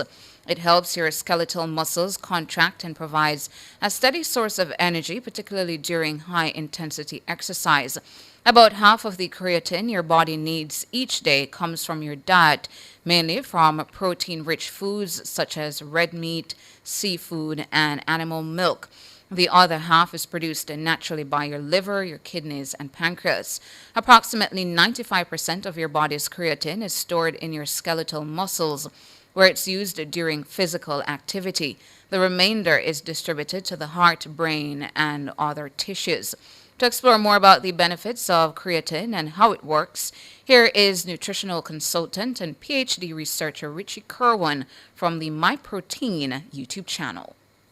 Have you been thinking about taking creatine, but don't really know what it's for or how it can help you in the gym? In this video, I'm going to tell you all about one of the best studied sports supplements there is. How's it going, guys? My name's Richie Kerwin and I'm a nutritionist and nutrition researcher at Liverpool John Moores University, and you're watching the MyProtein YouTube channel. This is the channel that brings you need-to-know info on how to fuel your body and train to be your strongest self. Today, we're going to talk all about everybody's favorite performance enhancer, creatine. We learn what it is, how it works, what it can do for you in the gym and in whatever sport you do, and why it's simply one of the best sports supplements out there. I'll also tell you about a less well-known benefit of this supplement that might actually surprise you. So, if you're a regular gym goer, at some point in your life, you've probably heard, maybe even in hushed whispers, of creatine, a magical white powder that can make all of your dreams come true. When you say it like that, it certainly does sound a little dodgy. So it's no wonder that there is now an entire generation of moms that have experienced that terrifying moment of discovering their supposedly innocent child's baggie of creatine hidden under their bed and have despaired at the realization that their baby has stepped on the slippery slope of steroid use that will eventually lead to them ODing and being found face down in a bag of the evil white powder. But at least they'll be jacked, right? Seriously, that's what some people think about creatine. So let's start this video by clearing up all the bullshit surrounding the most widely researched and safest sports supplement. So what even is creatine? Well, it's an amino acid, but it isn't actually used to make protein. It's found 100% naturally in foods like beef, pork, and fish. And you know what else? You also make it in your own body. That's right, you're making it right now, as you're watching this video, while you're looking at me. Disgusting. Yup, that terrible steroid, it's not, that your mother is terrified of you getting hooked on, is made in the cells of your own body every day. So creatine is a completely normal and healthy part of your metabolism, not some weird artificial substance that has been discovered in a lab by scientists hoping to make super soldiers. Like I mentioned, as animals produce it in their cells, creatine is found in animal muscle. And that's why meat eaters tend to have higher levels of muscle creatine than vegans. However, I wouldn't recommend using meat as your primary source of creatine. And that's because to get the same amount of creatine as you'd get in one little scoop of creatine monohydrate powder, you'd need to eat almost 1.3 kilograms of beef. Not only does that come with a lot of extra calories, about 1,500 calories if you use lean beef, it's also stupidly expensive. That's why creatine supplements can be so beneficial. In fact, continuous supplementation can increase the amount of creatine in your muscles by 20 to 40%. Another advantage is that the creatine that you buy in supplements is usually 100% vegan, which is great news because, like I just said, vegans tend to have lower levels of creatine than meat eaters, putting them at a disadvantage when it comes to performance. So by supplementing with creatine, they can increase their muscle creatine levels to the same levels as meat eaters, and they can level the playing field, so to speak. So now that we know what creatine is, and that it's something we can produce in our own body, let's talk about the good stuff, what it can do for you. The main role of creatine in the body is energy production, specifically high intensity energy production. The kind of energy used for short, quick, explosive movements, like lifting weights. You may know that we generate energy using a molecule called ATP, or adenosine triphosphate. When ATP gives up its energy during exercise, it loses a phosphate group and becomes ADP, or adenosine diphosphate. Creatine is found in the muscles joined to a phosphoryl group and is able to recharge the ADP by replacing its phosphate and turning it back into ATP. That way, your muscles have a more constant supply of energy for high intensity work. Basically, more creatine in your muscles allows you to train or perform harder and for longer. In reality, that means creatine can benefit exercise performance in a lot of different ways. And there's a huge amount of research to show creatine can improve your sprint performance, help you lift more weight, do more volume in the gym, improve glycogen synthesis in your muscles, meaning you have a ready source of energy for continued exercise. It can improve your anaerobic exercise threshold. That's your ability to do quick, very high intensity or explosive exercise. And it might even improve your aerobic capacity too. On top of all that, it can improve recovery. For most people watching this video, you'll be happy to know that all this means creatine can help you build more muscle by allowing you to train harder, accrue more high quality training volume, and recover better, which in the long term leads to muscle growth. Just to give an example, one study had 2 groups doing resistance exercise for 10 weeks. One group supplementing with creatine and the other without. The creatine group increased maximal strength 25% more than the placebo group. And they also increased fat-free mass, part of which is made of muscle, 60% more than the placebo group. That said, creatine can benefit any sport that has a high intensity component to it. From football, swimming and sprinting to tennis, rugby, martial arts and powerlifting. And here's something you might not have known about creatine. It can also benefit brain health and cognition. This is because the brain is a very energy hungry organ. So creatine can help supply that energy just like in the muscles, which leads to better brain function. For example, creatine was shown to significantly improve working memory and intelligence tests that relate to the speed of processing. It may even help to slow down cognitive decline in the elderly. Yet another reason to get your granny on creatine. This is why creatine is getting used a lot by older people who want to keep their brains functioning optimally. So now you know. Creatine is simply one of the best supplements available for improving exercise performance, not just in the gym, but in almost every sport. Thanks so much there to nutritional consultant and a PhD researcher Richie Kerwin from the MyProtein YouTube channel, talking to us this morning in the Fit Nation segment and explaining more about the benefits of creatine and how it works. You wanna Fit Nation was brought to you by Express Fitness 24/7. Your goal is our mission. You're listening to Nationwide 90 FM. The time is 8:18. Fontana Pharmacy has a wide variety of items from pharmaceuticals, household, cosmetics, toys, and more. The temperature by Fontana Pharmacy. It's all good inside is 29 degrees Celsius in capital city Kingston, 30 out west in Montego Bay, in Mandeville, 25 degrees Celsius. Hate long wait times at the pharmacy? Me too! Well, I found Marshall's Pharmacy, located at Pathfinder Plaza, Greater Portmore. Great customer service, shorter wait times, all the local and international brands I want, plus print services powered by Print Corner. WhatsApp your prescriptions to 876-491-7841 and follow them on Instagram at Marshall's Pharmacy. Visit Marshall's Pharmacy in Greater Portmore today. They're open late every day, even on public holidays. Get a T-Tag and lock in your toll rates for the next 90 days. Effective Saturday, August 1st, 2026. There will be some changes to the toll rates at the Portmore, Spanish Town, Vineyards, Maypen, Tollgate Mainline, and Tollgate Ramp toll plazas. But with a T-Tag, your rates will remain unchanged until October 31, 2026. Plus, all Class 1 and Class 2 T-Tag customers will get their 10th weekly trip through the same toll plaza free. Visit transjamhighways.com for the upcoming rate changes. Don't pay more at the toll booths. Get your T-Tag today from any manually operated toll booths on Transjam Highways.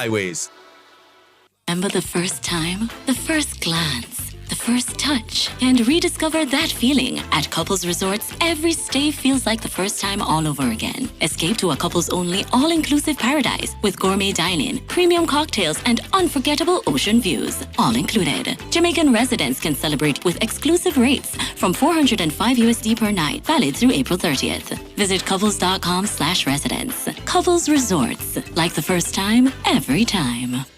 Come make we go down a them be. Learn about agriculture, have fun and laugh with the whole family. Down a them be. Come make we go down a them be. And the biggest agriculture show in the Caribbean, say July 31 to August. We have to have one heap of livestock on display. In this village for the picnic them play. Come enjoy the hype road, them the gospel show, and get your heart redeemed. Run, come buy your plants and produce and witness the crowning of your farm queen.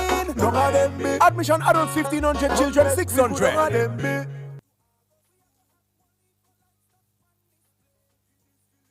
The Ministry of Agriculture, Fisheries and Mining is inviting you to run, come join in. Don't have them big whole heap of things in store for you and your friends. In the Ministry Village, come see the future of agriculture on display. In the Ministry Village, plants from public gardens on sale all day. In the Ministry Village, food and exhibits, games and fun for every age. In the Ministry Village, July 31 to August 2, down at Demby Stage. Demby 72, growing forward, cultivating a path to a better Jamaica. Looking for trusted and professional diagnostic imaging services? Then join us on Cliff Hughes Online this Thursday, July 30th from 10:30 a.m. to 1 p.m. as we bring you coverage of the official opening of Oasis Imaging Center's newest branch located at 65.5 Halfway Tree Road. Be part of this exciting milestone as Oasis Imaging Center expands its commitment to delivering quality healthcare and diagnostic services to more Jamaicans. Join us on Cliff Hughes Online from 10:30 a.m. to 1 p.m. this Thursday, July 30th at 65.5 Halfway Tree Road for highlights from the opening ceremony and learn more about these services available at this brand new location. Catch this and so much more on our YouTube channel, NNN Radio Live, and keep your dials locked to Nationwide 90 FM, the new revolution in media. Come into the parlor, there's a welcome there for you. Welcome to the Mayor's Parlor with Desmond McKenzie. From 1 to 7 p.m. every Sunday, you'll now get more of your favorite vintage music. Put your head on my shoulder.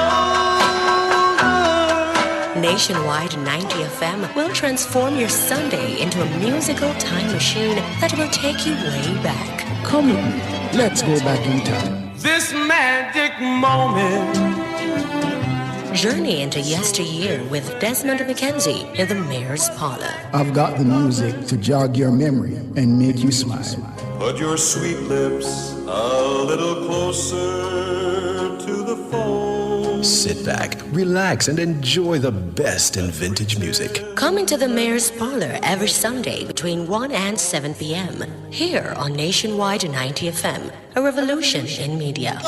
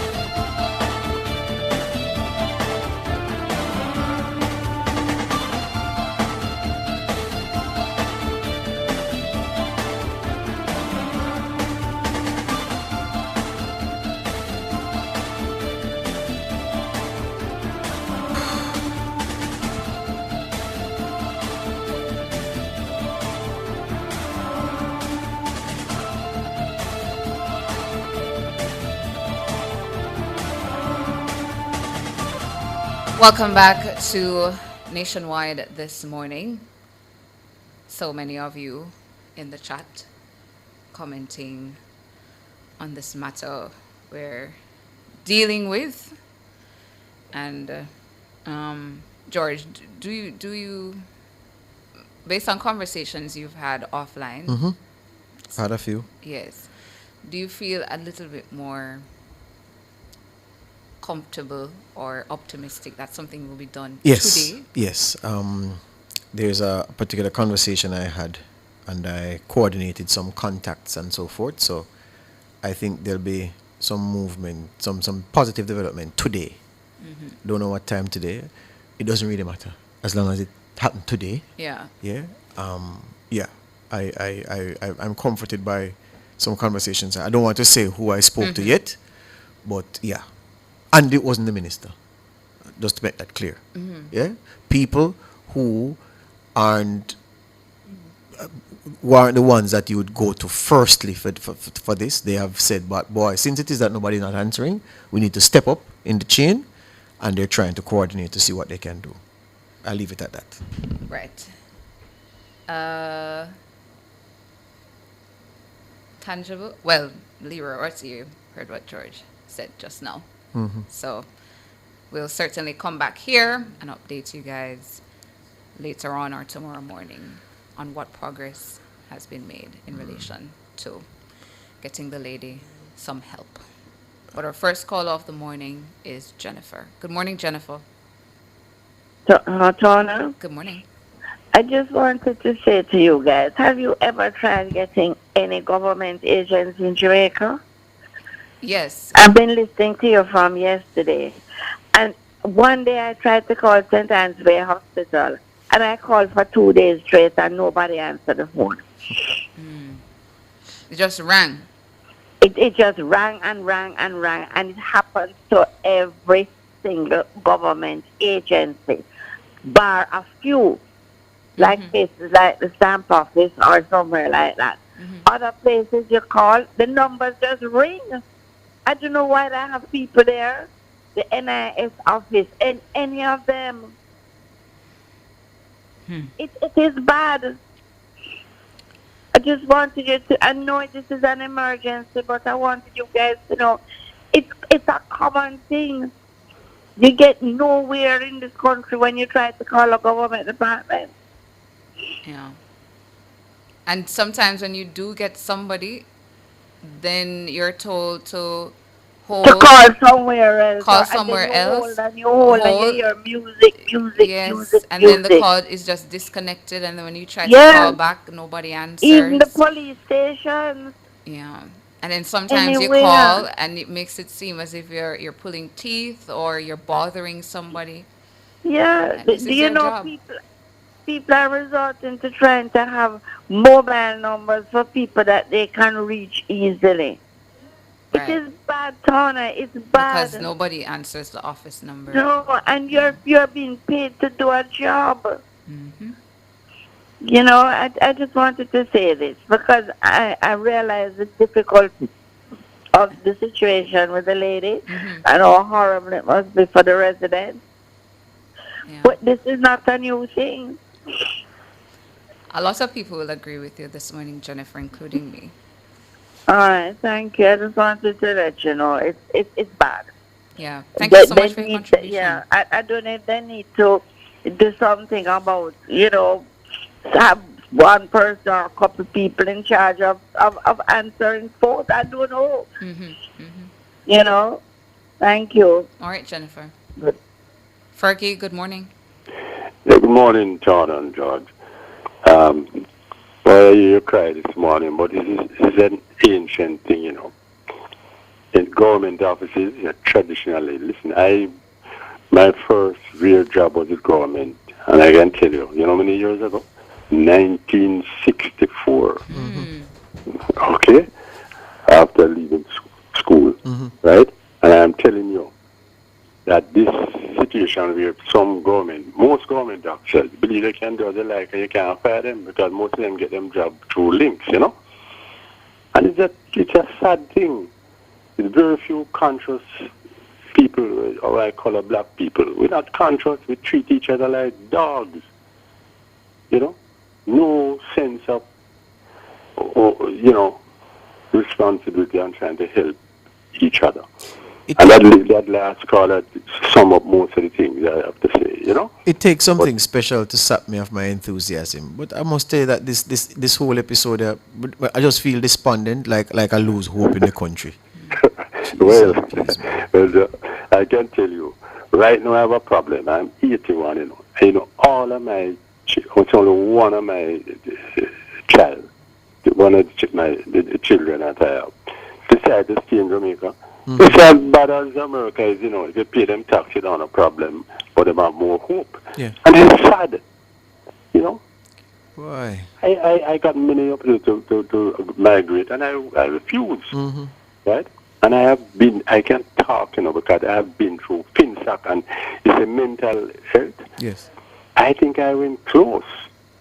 To losing it. When FinSac, don't even when I lost my dream house, and $300 and something million worth of real estate. We all they did was send a letter, you know, and they said it to foreigners and friends and what have you. Yeah. All my property just went for nothing. Mm-hmm. My dream was what they said, but could even build a retaining wall. Mm-hmm. Everybody knew it well. I live in Golden Spring, you know, and I live on Stockport Road. Mm-hmm. And my house was my dream house. Mm-hmm. And what I sold it for could not build even one of the retaining wall. Yeah. They gave it away. And they have the nerve, you know, a man came to me, I said, nearly go crazy. I was a policeman was sent to who bought my place. So, you know, higher rank, you know, than corporal and so. Mm-hmm. And the man sent an officer down here. Go down to say, all squatters in the house must leave by a certain time, you know. Mm-hmm. You can imagine, they send me out my records, you know. Yeah. You know what I mean? And I tell you, well, I did refuse to do it because I know there's a process. Mm-hmm. And the man put on all padlock on my grill, you know. I don't get a bigger man, lick it off and fling it away. Mm-hmm. Right? But, you know, eventually I know I would have to leave. Yeah. So I lost all of that, and people tell me, okay, boy, I start finding what I'm going to do.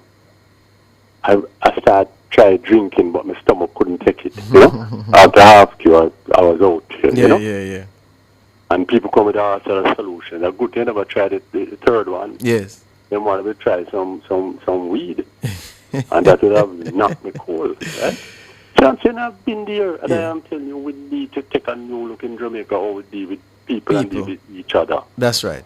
Hear you on that, man.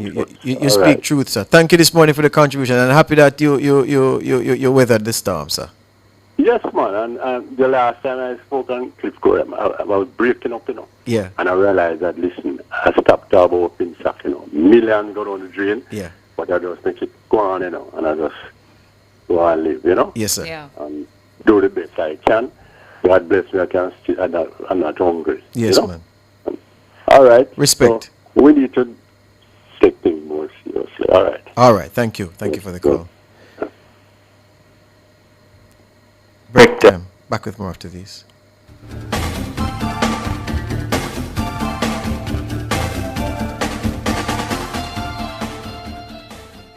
Rebuild with standards, rebuild with confidence. Test your blocks, concrete, cement, aggregates, and other building materials at the Bureau of Standards Jamaica.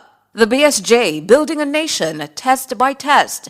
The time by the BSJ is 8:33. Feel the rhythm of nature at the world-famous Duns River Falls and Park, one of Jamaica's most iconic experiences. The temperature by the Urban Development Corporation is 29 degrees Celsius in Kingston, 30 degrees Celsius in Montego Bay, 25 degrees Celsius in Mandeville. Donovan, me say pressure and sugar kill so many people in our good Jamaica. June, that's why I say you have to take charge of your health. You need to check your pressure and your sugar regularly. And do miss a doctor or clinic appointment. Cut out the junk food and stick to healthy foods. Do at least 30 minutes of exercise a daytime. And make sure you take your meds at the right time, every time. For more information, visit ncdip.moh.gov.jm. Take charge of your health.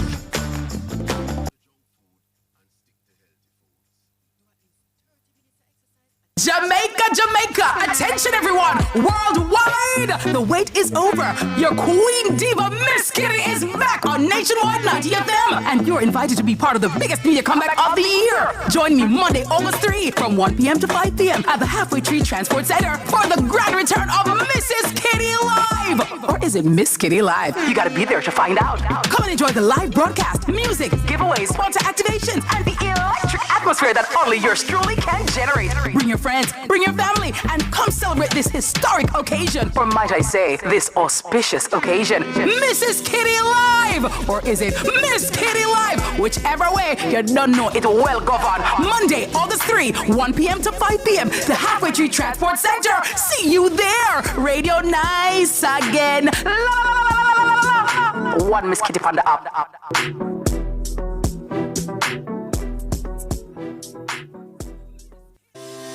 July is Healthcare Workers Appreciation Month. Come back, we salute our healthcare workers. You are our heroes, healthcare workers. Thank you for your commitment, service, and sacrifice. Enough respect. A message from the Ministry of Health and Wellness.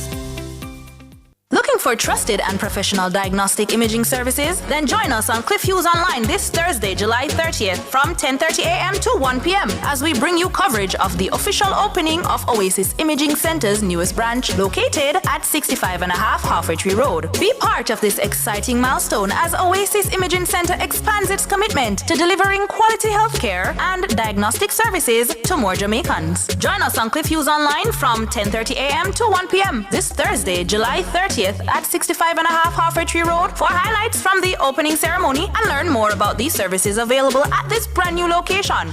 Catch this and so much more on our YouTube channel, NNN Radio Live, and keep your dials locked to Nationwide 90 FM, the new revolution in media.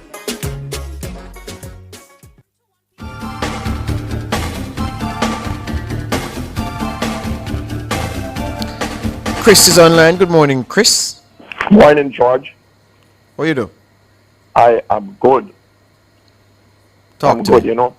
I listened to you since yesterday and the frustration in your voice, Tana, as well. Morning to you and your listeners. Yeah, man. Morning. You know, I have done 36 years, 5 months and 8 days between the Island Special Constabulary Force and the JCF. Yeah. And I recall, I'm going to give you 2 examples. Mm-hmm. First, I must commend Dr. Kevin Blake Yes. and the agricultural Protection branch that he has now. SSP Pasco? Yes. Yes. Oral Pasco. Because I recall when I was at the ISCF, we started a little thing called PECU, Predial Enforcement Control Unit. Mm-hmm. I was a sergeant then, given a task with 3 other special constables, one from Trelawney, one from St. John, one from St. Mary. One from St. Mary now he's a sergeant. The corporal, the constable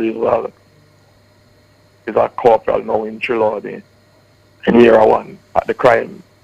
I won't take long to tell you, but so things change. Yes. I recall when I had to patrol between Negril, I was told, and Port Antonio. You couldn't cover the trip all day. Hold on there. You patrol between Negril and Port Antonio. Yes, man.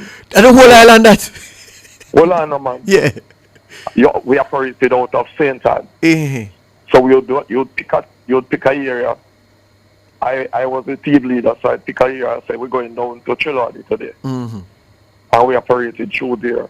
And then next day you head to Portland side. And I tell you, we enjoy doing that job as well.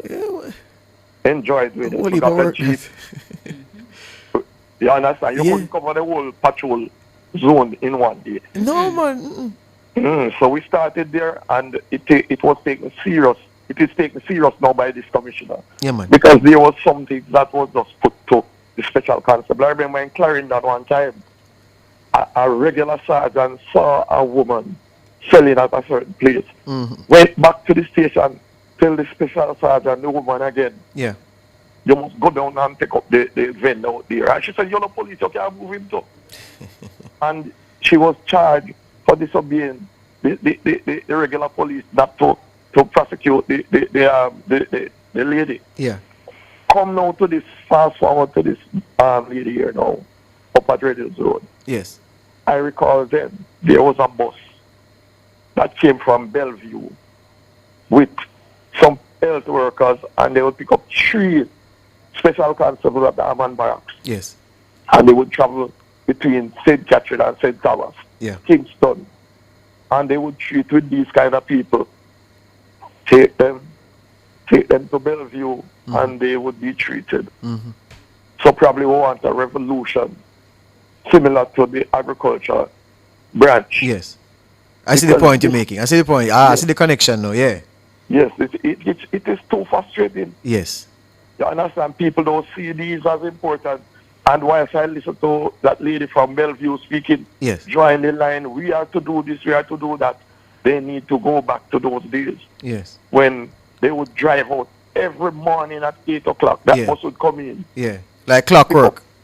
clockwork, pick up the 2 or 3 special constables and they head to St. Catherine, whether it is giving whatever medication to the persons on ground. But you would have this type of thing again. Understand? Yes. We don't need to fix and to reinvent. Yes. And people join line and say, I not to walk on this side of the road. I am a traffic man. I am not doing vending. I am a crime scene man. Yes. I am not going to tell this driver that you are driving badly. Yes. Absolutely appreciate the point because you're spot on. Yes. Yeah, man. You tell Tana, let me talk to Tana. I want to... Tana, the writer, someone shall listen to you. No, I want your producer. I want to leave up with her. Okay, wait, leave it. No, you when you were special, you worked with James Golding, eh? I worked with Osmond Bramfield, the greatest. Yeah. And then James Golding. And Dr. Taylor was one of my mentor throughout. Calvin Allen, my batchmate, Squaddy. Yeah. Still serving. Yeah. I mentioned James Golding because he's my good cousin. I know you from out of Wollaba, man. What the bell ringing lady name out of Wollaba? Yeah, you know. You know what you do, man. You know what you do. Big respect. Big respect. Leave the thing for Tana. I think. All right? And respect. Yes. Yeah. We can squeeze one? The time. All right, let's squeeze Miss G. Thank you, Miss G, for calling. Good morning. Good morning, George. First of all, I would like to thank you and your station for providing such an invaluable service to the people of Jamaica, because it is bringing to the fore what we are going through with the agency that our taxpayers' money are being paid to, yes, and we are not getting any service. Yes, Mom. I am so sad this morning to see Jamaica, the place it has been. And I'm calling, although this is not the Prime Minister's responsibility, and although it's not the Minister's responsibility, I'm going to ask them for good order that they have to start to micromanage their portfolio. Why? Because Jamaicans are disgusted, they are frustrated, and this is why we are not voting. Yes. Imagine now, this is an upscale community with really, quote-unquote, sensible, qualified people. Yes. They buy their property, they pay their taxes, and they are not getting for what they are being paid for. Yeah. I am telling the powers that be that they, first of all, notify the unions that they should institute a policy to examine every department and to warn staff members that they are being paid to do a job. Yeah. And if they are not doing that job, they leave or they be fired. Yes. Because enough is enough. Yes. When you call these institutions, if you get somebody, them spin around like a gig. Yes. And it's time that we stand up for what we are being paid for. Yes. Prime Minister Holders, I hope you are hearing me this morning. Yes. I'm sick and tired of government agency not performing. All they go is to get the tiger and collect the pay on the 25th of each month, and they are doing nothing. And they think that they're above the government because they're not being supervised. And the sanction for what they are supposed to, that they are not producing. It's time we take a stand in Jamaica. And as I say, George, I don't know what would I do without Nationwide. I don't listen to any other radio station, so I don't know if they offer this service. But can you imagine if Jamaicans didn't have this avenue to air our grouses? What could be happening? What we have to be enduring? Yeah. And it's not short. We're short at things we talk about, but this was more important than anything else we have on the agenda. And they know when anything happens, them running like Hegabon foul to correct the situation, when most times it cannot be corrected. Right. As Tana said this morning, what are you gonna cure? You better prevent. You can't undo her being physically harmed or her physically harming somebody. Wholeness, we're depending on you because we want you to stay in a power. Nobody else that they have to take over Jamaica. I'm not being political, but it's the truth.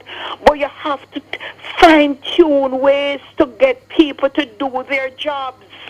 Well, I tell you. And to allow people to say, okay, this government is performing. When I go to an institution, I get service, so I'm going to go there and make sure I vote. I'm calling on you, Dr. Andrew Michael Holness, this morning to help Jamaicans. Help us. We need your help. Policy alone can't do it. We need action. Here this morning, Miss G.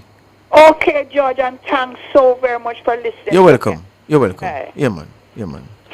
All right, let us take the break and come be with. Hey, birthday did hard yesterday. And remember? birthday hard again God. today. Yeah.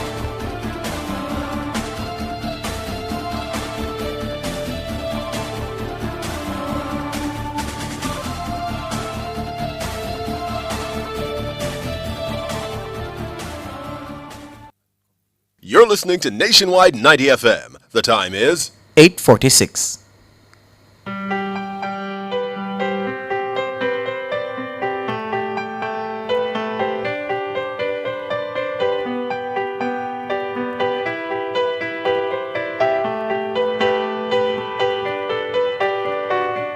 I'm 15 for a moment, caught in between 10 and 20, and I'm just dreaming, counting the ways to where you are.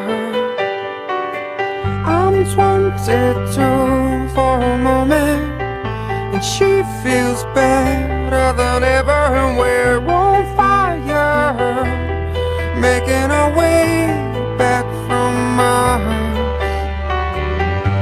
15, there's still time for you, time to buy and time to lose. 15, there's never a wish better than this, when you only got 100 years to live.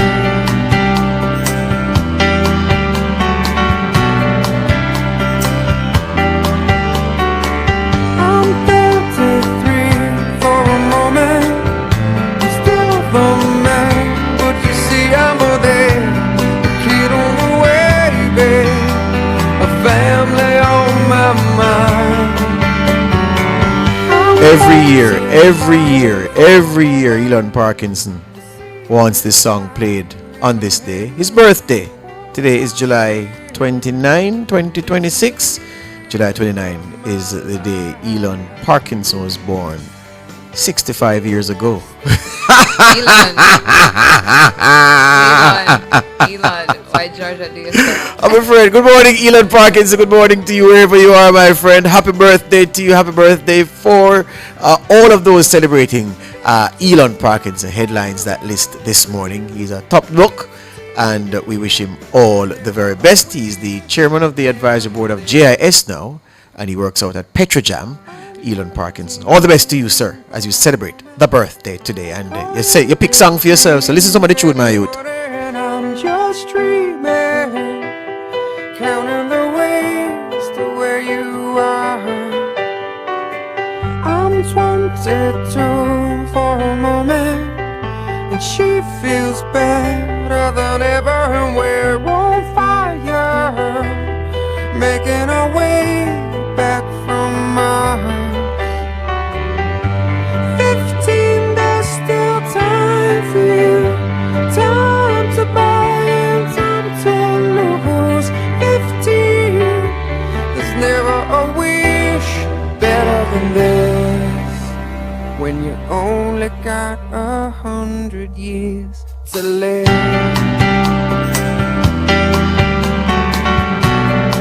Also seeing here, sharing a birthday with Elon, Nova Lee sending happy birthday to her grandson Aiden Lee, 3 years old today. Happy birthday to you, and your grandma is saying love you unconditionally. So Aiden Lee, it's your birthday today, and Grandma Lee and Grandpa Lee. They're both sending you happy birthday greetings. Also on the birthday list, happy birthday to some VIBs, very important birthdays here. Andrea Ellis, happy birthday to you. Coming from Maxine Brown, your cousin. Maxine's birthday's today too? The Joseph lady? Oh, Maxine, wow. Happy birthday to you, Maxine. Oh, wow. Happiest birthday, Maxine. Hey to you, Lady Maxine. Yeah, man. Happy birthday to you. We're wishing for your fabulous day. That's right. And Maxine is also sending birthday greetings to her friend, Marlon Henry, another friend, Richard Anderson, her neighbor. Whoa, Maxine, so much people share your birthday with that you. is like a planting. So Maxine's neighbor, Sophia Millwood, celebrating her birthday today. Another neighbor, Reverend Martin, celebrating his birthday today. So happy birthday to Maxine's friends and family members, Andrea Ellis, Marlon Henry, Richard Anderson, Sophia Millwood, and Reverend Martin, sharing the birthday space with the birthday lady, Maxine Brown. Happy birthday to all of them, and happy birthday again to you, Maxine. Happy birthday greetings to our friends on Facebook, Dan Brown, Monica Taylor, Reginald Hurd, Merva Chung. Happy birthday. Happy birthday also to Nats Bailey, Richie Rich, Samantha Wong, Jodian Somids or Swamids. Happy birthday. David Brown, Chrissy Diamond Tapper, Sophia British. Happy birthday to you. Wishing for you guys a great day. And Maxine, again for you, Lady Maxine, greetings are coming from your staff at JSIP, plus your family and friends. Also seeing here, Erica Bennett saying, she says, Mr. Lux Life, healthier, Elon, that man. wiser. Yes, Lux Elon. Life. Happy birthday to you. So Elon, some birthday greetings coming for you in our YouTube chat. Roxana Blackwood sending happy birthday greetings to Diana LaSala over there in Massachusetts. Love and blessings, my client. So Mrs. Diane LaSala, it's your birthday today. Happy birthday to you from Roxana Blackwood. And King David sending happy birthday to his brother Damian Thompson and cousin Nikisha. So good morning to you, Lady Nikisha and Sir Damian Thompson. Your birthdays are today. Happy birthday to you from King David. And Lisa Copeland is sending happy birthday to her friend Melissa Morgan. Melissa Morgan, happy birthday to you, coming from your friend Lisa Copeland. It may sound absurd, but don't be naive. Even heroes have the right to bleed. I may be disturbed, but won't you concede? Even heroes have the right to dream, and it's not easy to be me. A volcano will away from me. Well, it's alright. We can all sleep sound tonight. I'm not crazy or anything. I can't stand to fly. I'm not that naive. Men weren't meant to ride with clouds between their knees. I'm only a man, no silly red sheet, taken for kryptonite on this one-way street. Only a man, no phony red sheet, looking for special things inside of me, inside of me, inside of me. Jermaine? Yeah. There's a contributor in the chat that deserves a timeout. Hold on. Wait, tell me. Simply underscore perfect 12. Again? Return again? Yeah. Oh, God. That contributor deserves a timeout. Hold on. Time out? Yeah. Purgatory, them girl. Let me find him. Simply Perfect 12. Simply underscore Perfect 12. So I don't know nothing about it, you know. I keep saying, big people wake up and anyway, goodbye. Goodbye. And when you come tomorrow, or if you use my next handle, gone. And listen, when you are in the YouTube chat, YouTubers, yeah, Roti are putting you on special duties, yeah, because you are always here, and Annie is anytime I'm morning this. If Simply Perfect or any variation of that even says good morning with a heart emoji, tell me, I go and block them. If I even that, anything from that person, yeah, gone. Now I have no manners, man. Yeah. Delano Kemp sending happy birthday greetings to Tashian Wright. Tashian Wright. Good morning to you, Lady Tashian. It's your birthday today, or is it Tashian? Happy birthday to you, though, from Delano Kemps, who's saying you are the best at what you do. All the best, my friend. So happy birthday to you, Lady Wright. Wishing for you a lovely, lovely day. So those are all the birthdays. If you're celebrating your birthday today, happy birthday to you. If it's your anniversary, happy anniversary as well. This is something from Sharon Bless. Sharon Bless. Yeah, man, look for it now. She's complaining, so just send a message and we know. Respond. Lady Sharon, send it back real quick. Real quick. I'm not seeing it. Sometimes the chat goes by so quickly. So just drop that back. Veron Jack Spinach sending belated happy birthday greetings to daughter-in-law Andrea Ulrich Pinnock. So Andrea Ulrich Pinnock, it's your birthday today, or it was your birthday. Belated happy birthday greetings to you. It was yesterday, July 28th. Hope you had a good one and all the best coming from your father-in-law. So good morning to you, Lady Andrea. Belated happy birthday greetings to you. All right, I have a last one here. Carol, my friend Carol, has sent a message to me. She says, George, please send birthday greetings to Lisa. Oh, my big friend Lisa up in New York. Hello, Lisa. Today's your birthday, July 29. Happy birthday to you, Lisa. It's coming from the entire family here, of course, led by your sister Carol and from yours truly. All the best to you, Lisa. Wishing you all the best on this great day. May you enjoy this day and tomorrow and the day after and next week and until Christmas and next year. Lisa, enjoy all of it until the next birthday comes around. Happy birthday to you. And Carol, ensure that I didn't forget because she was calling me just now. Come and never see it this morning. Yeah, man, alerting right? you. Yeah, man, Lisa in New York. Happy birthday to you, my friend. Big up, big up, big up. And sister Carol sends lots of love. Happy birthday, Lisa. Oh, she's in the chat. Lisa Hall. She says, thank you, George. Thank Hi, you, Lisa. Yeah, man, big up. Lisa are good people, man. Lisa are good people. Oh, no, Sharon was saying, George, no, I meant it was asking you to block the dirty comments. No, Sharon. Sometimes when I read the chat, you know, I look for other things. Yeah, we'll catch it. Yeah, man, we're good. So that's about it for the show. Sure. Thank you so much for tuning in to Nationwide this morning. Thanks to our technical operator, Jermaine King, our super producer, Michelle McCrae Smith, and our super editor in the newsroom, Kimon Thompson. Up next, the Consumer Hour, and at 10, Cliff Online. I'm Tana. And I'm George. Good morning.